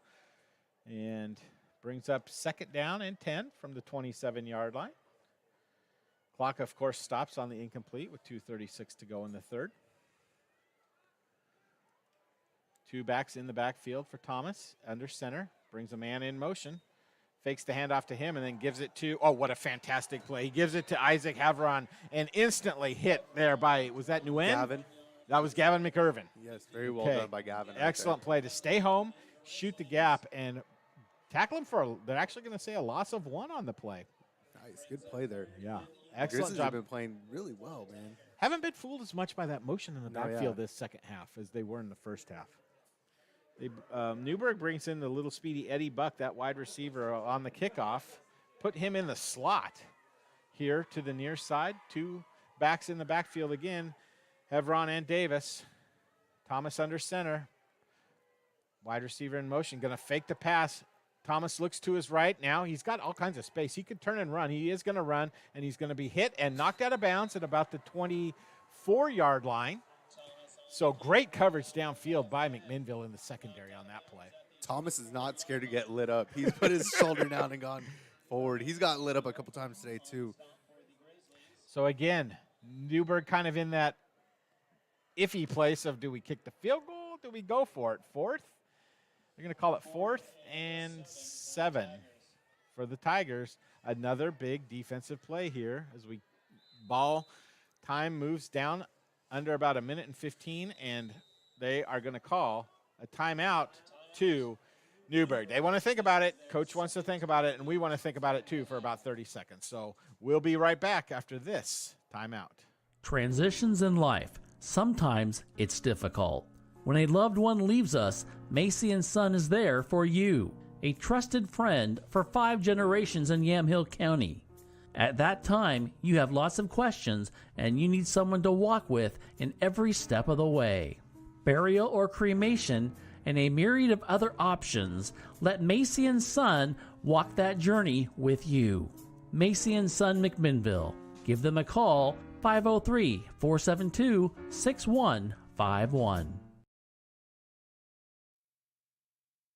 And we come back here to McMinnville High School for a critical fourth down play by both the Newberg Tigers offense and the McMinnville Grizzlies defense. What do you think? If you're Newberg Tigers coaching staff, what are you going to do here, David? I mean, I think you got to air it out here, just based on the yardage. Their last run play didn't work out too well. Davis got just swallowed up by the defensive line there. For some reason or another, Mac has come ready to play, and they've controlled the point of attack as far as the defensive line goes. They've done a really good job again in the backfield. Definitely have. Looked like McMinnville's going to go double coverage on the far side with Garrett Chafee. They're going to fake it and run a reverse here, and it is going to go for some yards. Hevron here on the near side is going to great. He just barely picked it up. I was going to say, I thought he was going to be able to score on the play initially, and great coverage on the backside by McMinnville. But you're right, he does pick it up by about a yard and a half on the play. And it was just everyone pursued there except for the two defensive backs that were in on the tackle there. Great time for a play call like that. You got to figure that the defense is going to be moving wherever the ball's going, and then to switch it and have a back coming the other way is a great call. And I didn't think they were going to run either. I'm sure the defense was thinking the same thing, and they're not going to run here. So two backs in the backfield again. Going to fake it. Davis gets the ball, going to bounce it outside, and going to run over one McMinnville player, and going to be brought down right at the 1 yard line. But, wow, what a bruising run that time by Davis. Yeah, he ran right through Rapp, and it looks like it was Grayson Seehauer as well. So he just went right through both of them. That was a impressive run right there. And that's what you expect out of a big bruising back like Davis is. And, I mean, you can't discount Newberg. Newberg has come back this season, so they're going to keep on fighting all the way to the end. They're not going to give up. Down to about 10 seconds left to go here in the third quarter. Split backs in the backfield. Hilton and Davis. Going to give it to Davis straight ahead, and he is going to bruise his way into the end zone for the score with 1 second to go here in the quarter. And you got to be happy the way you end this quarter if you're Newberg. With a score right there, that's not a bad time to get up on the board. Still a whole fourth quarter left. Yep. You're only down 15. That's not that big of a deficit. It's enough to work your way out of. Well, you remember both teams scored like back-to-back really quick in that end of first quarter, beginning of second quarter. So 14 points is definitely doable for the Tigers. Back to kick is Kai Clark. Waits for the snap. Snap is down, a little high, but the kick is up, and the kick is good.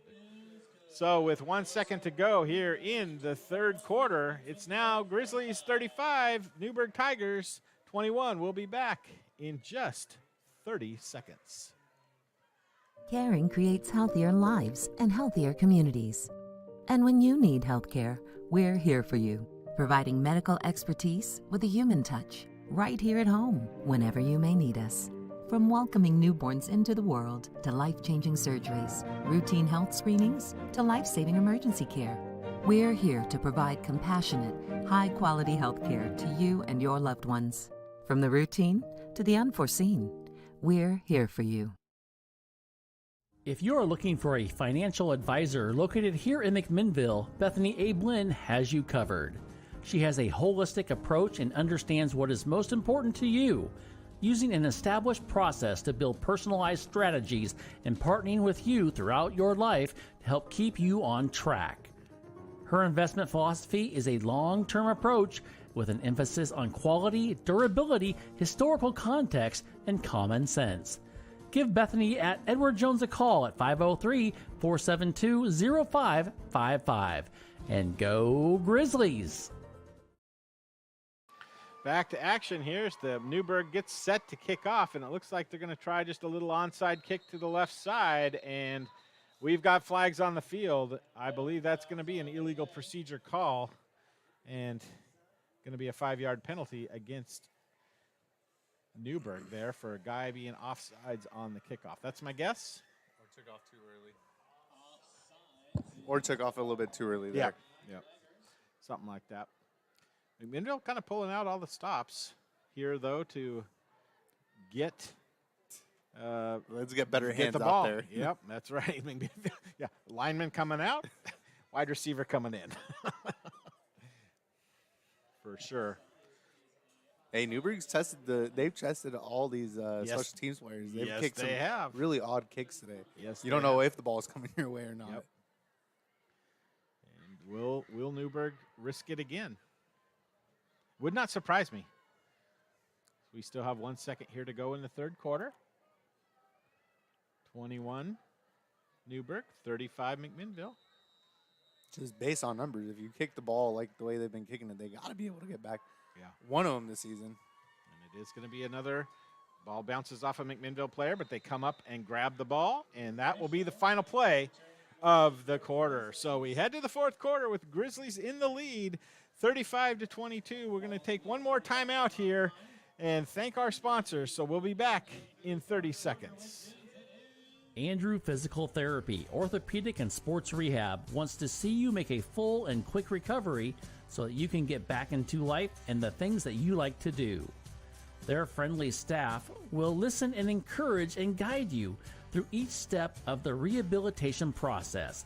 From low back pain to post-surgical rehabilitation after a shoulder surgery or knee replacement, they are here to help. They also offer treatment for sports injuries and hands-on personal training for those who want to perform at their athletic best. Andrew Physical Therapy, Orthopedic, and Sports Rehab. Give them a call at 503-435-1900.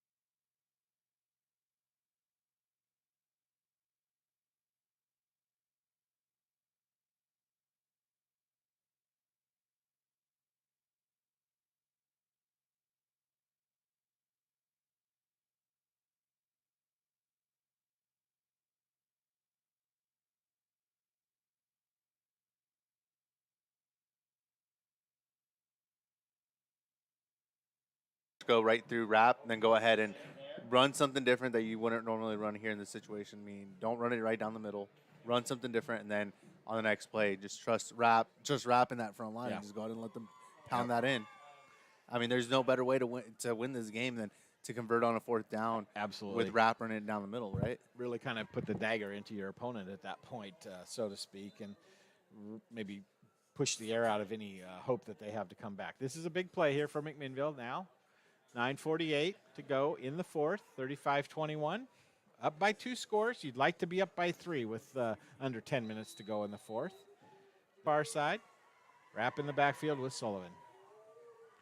Sullivan waits, gets the snap, going to pitch it out to Rap. He's going to work the corner, and he's going to stretch and really try for it. And where the official's walking in, I can't tell. I can't tell what they're going to do there because he stretched out really far, but yes, he I'm did. not sure if they're going to give it to him. The head official just signaled 1st down. Great effort by Rap to get the ball to the 3-yard line for the 1st down. Tomlin doesn't have to make the choice what to do on 4th down, does he? He's got 4 downs to put it in the end zone, and you got to feel pretty good about that. Need to get the play in, though, as Sullivan now comes clear across the field. Don't want to get a delay of game or anything like that. McMinnville's doing a good job with those type of penalties tonight, really limiting those penalties. The big ones have hurt, but, yeah, we're going to get he's already got the hand up, which is 5 seconds, and there's delay of game. Just what I was talking about. Can't have that 5-yard penalty.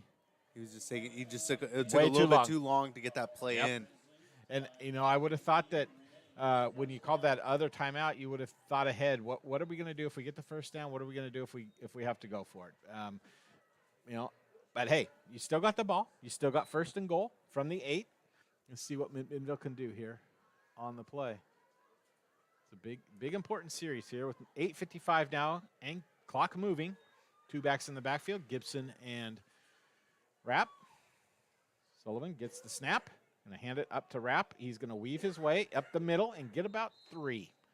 Tackled from behind at about the 5-yard line. Clock continues to move, though, and that's really one of your allies in this football game is the clock. Exactly, and this is one of those long series that you're talking about. This is one of those plays where they're grinding it out now. They're gaining some short yardage. They're just getting enough yards to get the 1st down, and they're just grinding it down here by the goal line, which is just perfect. This is an ideal possession here at the end of the game, leading for the Grizzlies.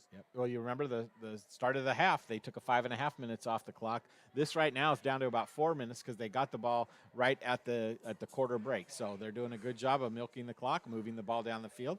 Going to fake the handoff to Rap. Pass out here on the near side and into the end zone. Is that Gibson for his 2nd touchdown of the night? It is as he slipped through 2 defenders, it looked like, to score the touchdown. 2nd touchdown pass of the night for Sullivan.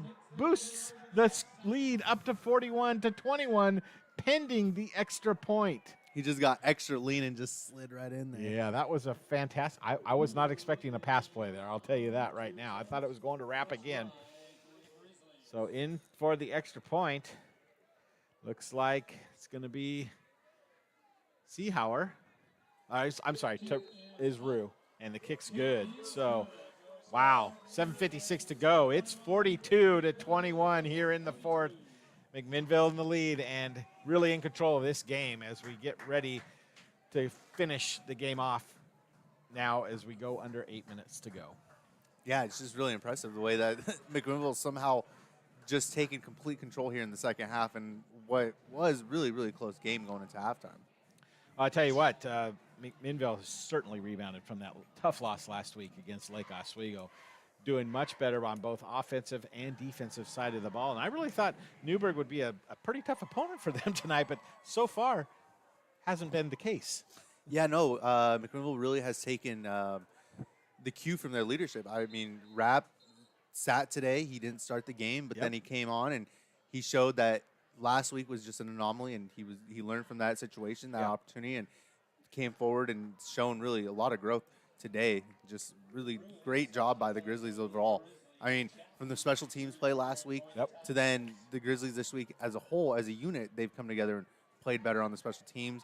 They've handled some tough kicks. It's just all around, it's been a really good game. They've shown a lot of growth here within just a week. So now the question is, do you kick it to Garrett Chafee, or do you just kick it out of bounds and give him the ball at the 35? Because he's returned one already this year. you could crack the game open with the kick return. Yep. Okay. And we're going to just kick it right down the middle of the field, straight up, and taking at the 17-yard line. Garrett, he's got a little place up the middle. He fumbles the ball, and I believe Mac has it. still has the football. Oh, boy. And then we have penalty flags all over the field for a little extracurricular activity afterwards. But that ball came popping out, and I'm not sure who recovered it. David, did you see who got that football? I thought it was Martino. Yeah, that was fantastic. Now, you got to hope that these penalty for extracurricular activities are after the fumble was recovered. Yeah, they looked like number 40, Patrick Negra, lit up the Grizzly blocker after the play there. And that's just the frustration of really the domination by McMinnville here in this second half. Got officials coming over, and we're going to get the call here from the head official. Dead ball penalty. And actually, it's hard to tell who that is because he's wearing 42 as a helmet and 32 as the number. Oh, yep. I'm not sure. So it could be Isaac Hogg. Hogue. Yeah, Isaac Hogue. Let's go with that. We'll go with the 42 because we don't have a 32 on the roster. So a big additional 15-yard penalty right there against Newberg. It's going to give McMinnville excellent field position at the 13-yard line. Already up 21 points, looking to add to it with 7:49 to go here in the fourth quarter. This is a tale of 2 different weeks here because last week this is McMinnville trying to put on a defensive stand within their own red zone. So. Do you go quick strike here, or do you take some time off? Hand it off to Rapp and see what happens. Yeah. We got a little delay in the game. The head official over talking to Jeremy Johnson on the far side, giving him an explanation of what he saw. And now gives the signal to the umpire to step away from the ball, and let's continue on with the game. This is one of the surprising scores so far of the night in the entire state of Oregon, in my opinion. McMinnville up, looking to add big. So the ball's going to go to Rapp here on the near side. Actually, that's not Rapp. That is Brandon Burney with a big run, punishing run right there. We do have another flag on the field, so it's getting a little chippy right now. Getting a little chippy on both sides of the football. Oh, it was a holding penalty there. It's going to be on Rapp, I think they're going to say, as he was out leading the block for Burney that time. Yep. And that's okay. That's, you got the clock taking some time off. You never like the penalties, but it's going to end up being about a net 5-yard loss, as it was from the spot of the foul. Ball's going to be placed right on the 17-yard line, near side. Sullivan into the huddle to make the call. And I think if they get to 4th down territory here, they might actually kick the ball. Just to give the a little kicker practice? a little bit of confidence. And Game time practice. For real. 2 backs in the backfield, Gibson and Rapp.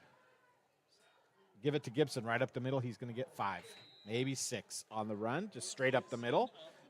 Big thing about that one is the clock continues to move now. We're under 7.5 minutes to go. And you get all the penalty yards back plus 2. So you got 2nd down and 8 now. And they're gonna be methodical now. Yeah, with 2nd and 8, you got the whole playbook open. Yep. With the way that the front line's been controlling that, I always feel like every time you want to run the ball right down the middle, you really can. For 3-4 yards, if you need a short gain at least. Yep. Sullivan waits for the snap. Gonna give it to Rapp up the middle. He's gonna cut it outside and get about 3. Another maybe, penalty. And another penalty flag. Probably gonna be a hold where that flag is at. And at this point, those are starting to pile up now. McMinnville's got to be close to 100 yards in penalties for the game, and they were over that last week. And fortunately, this week they've been able to overcome most of them. So that was a 10-yarder from the spot of the foul. Ball comes back out to the 22-yard line now, so it's going to bring up 2nd and 19. Got to get to the 3. Clock running now, under 7 minutes to go. Well, Rapp has come big on a couple times when it's been 2nd and long in the ball game. Yeah,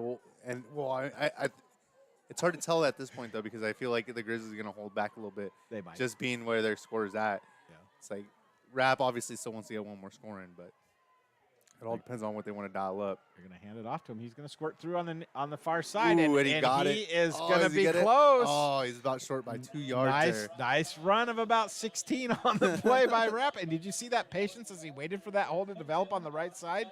And he just darts through.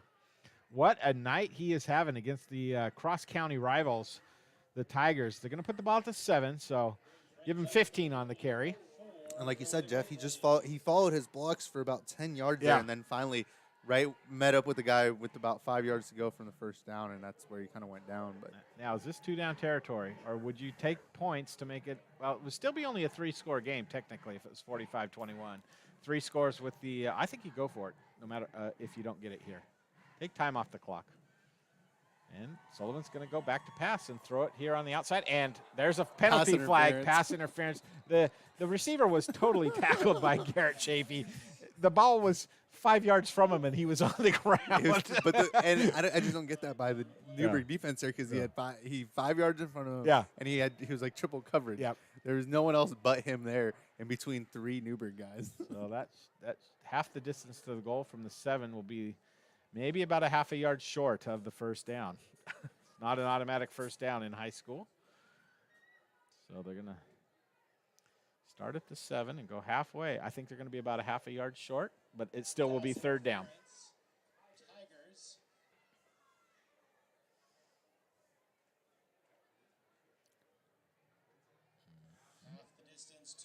Yep. Put it down just about a half a yard short. Ball's between the 3 and the 4 yard line. Not a half yard line. As Brian and I drives us nuts. It's between the 3 and the 4. Third down. Going to give it right ahead to Bernie. And he's going to get the ball down to about the 1 yard line. First and goal for McMinnville. 5:34 to go. And McMinnville really starting to exercise their dominance in this football game. I mean, especially at this point where you're on the goal line, Yeah. take 2 knees and then try to pound it in or something. Oh, yeah, you could do that. Take some more time off the clock. I'm going to zoom in just a little bit, see if we can get a little closer to the action from the press box here at Wortman Stadium. 2 backs in the backfield. If they pass, this is not a good camera angle, but I have a feeling it's going to go to a running back here. Going to give it to Rapp here, and he's going to run off tackle, and he's going to step inside and be brought down. Oh, he did get it. He got a touchdown? He got it. Oh, my word. I reached. thought he was half a yard short. Oh, my goodness. Third Just stuck touchdown that of the right arm night. out. Is that the third touchdown of the night now for Rapp? And he has had himself a game. He is, like you said, David, held out from starting and then came on and just used that as motivation to have a fantastic game tonight. Yeah, as a defender there, he grabbed him and threw him to the ground. Rapp just stuck his arm out last second. Just barely got the nose of that football over the goal line there. Great job by Rapp. You could say he's had a bounce-back game today. Yes, you can. And the kick is good. So with 4:57 to go here in the game, McMinnville extends their lead to 28 points. It's 49-21. McMinnville in the lead. We'll be back after this timeout. People are always asking me, what is Big Box? So let's ask the boys. Big box is rugs. Big box is fridges. Big box is furniture. Big box is sporting goods.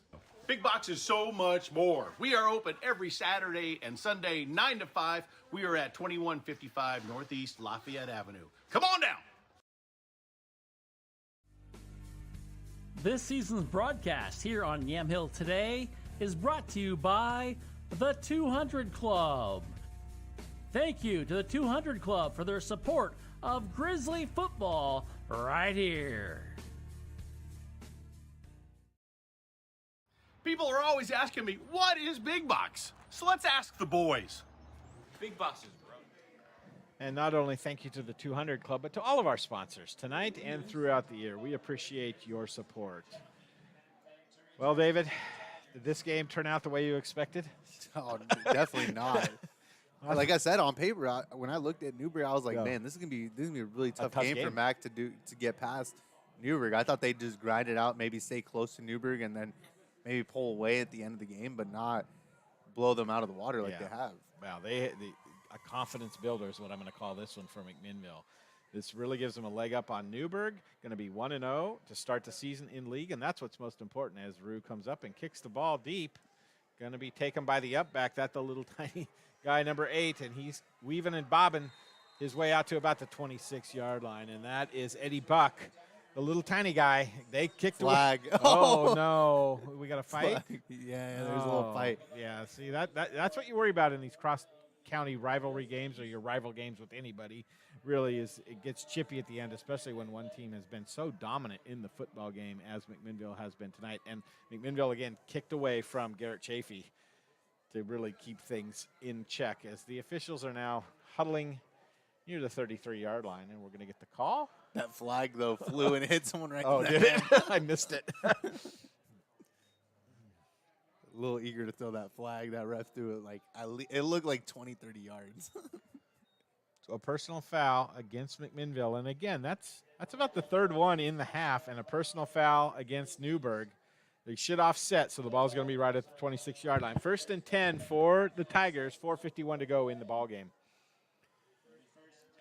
Well, Newberg needs a quick strike, and with a young quarterback, a sophomore quarterback on a team that loves to run the ball, this might be a little bit of a challenge. But you've got Garrett Chafee out here, single coverage. Well, they're going to bring a safety over, McMinnville is now, and double coverage. And they're going to run the ball with number 23, Gannon Williams, on the far side. He's going to pick his way down, and he continues to go. Fumble on the ball. And a shoe. I can't tell I can't tell what was going on there. I guess it would help if I moved the camera. Sorry, everybody watching that play. For those that didn't see, Yeah. the running back fumbled the ball, is just fighting for extra yardage, and then someone's shoe came loose, so it's hard to tell which one was which.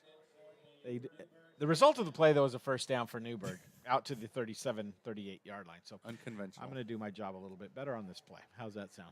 4:29 now to go. Clock continues to move. Tigers in no hurry here, so. And I'm surprised Gannon didn't get a couple more touches today. Yeah. He had some early success in the first quarter, and they just didn't really go back to him again. New back in the backfield now for Newberg as he's going to get about 4 yards, and a flag comes in. That's Kai Clark, the field goal kicker, the special teams extraordinaire for Newberg, comes in. But again, another flag. It's, again, getting chippy out there. Probably going to be a hold. There's 2 flags in the same spot. A lot of subs coming in now for both teams.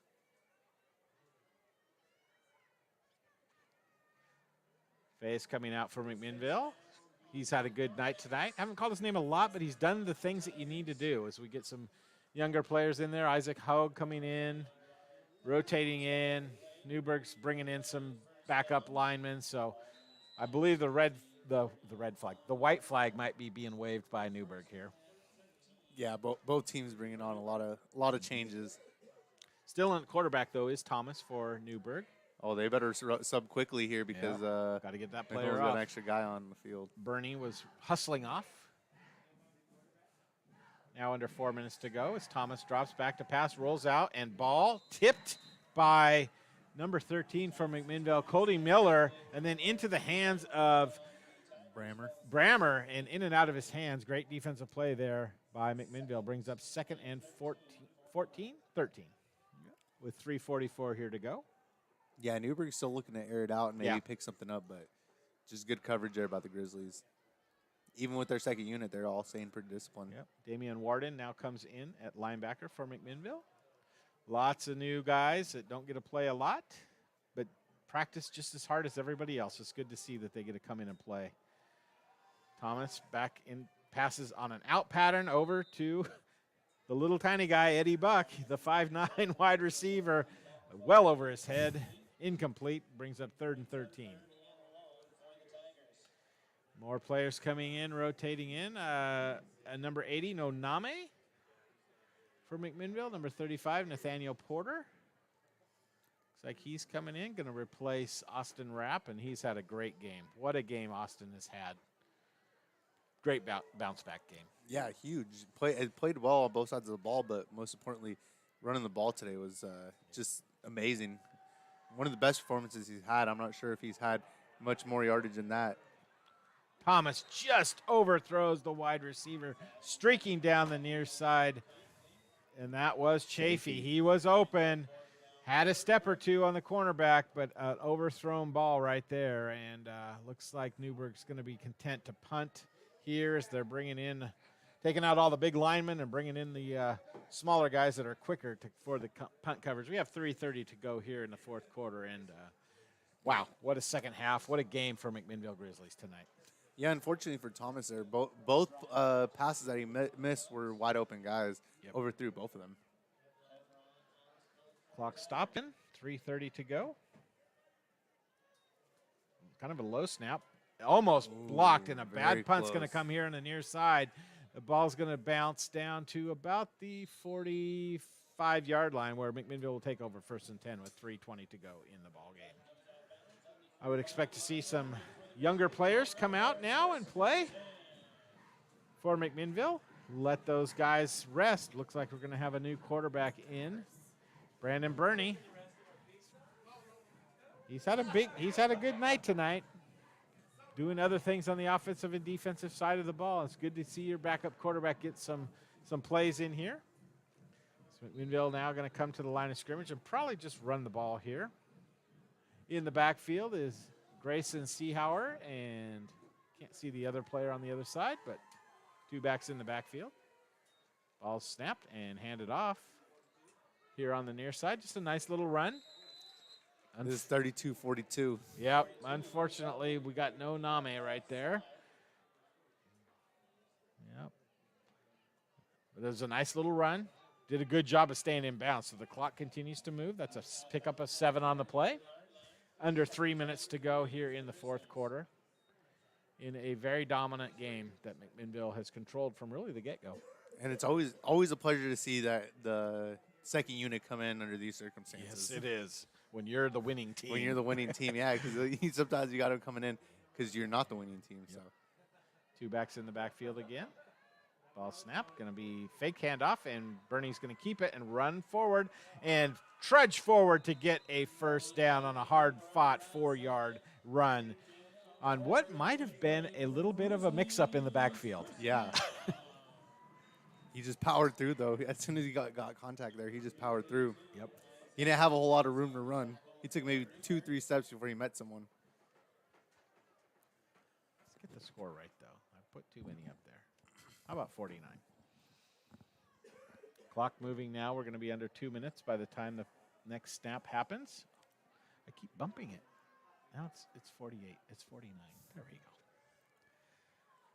49-21. 49-21. McMinnville in the lead.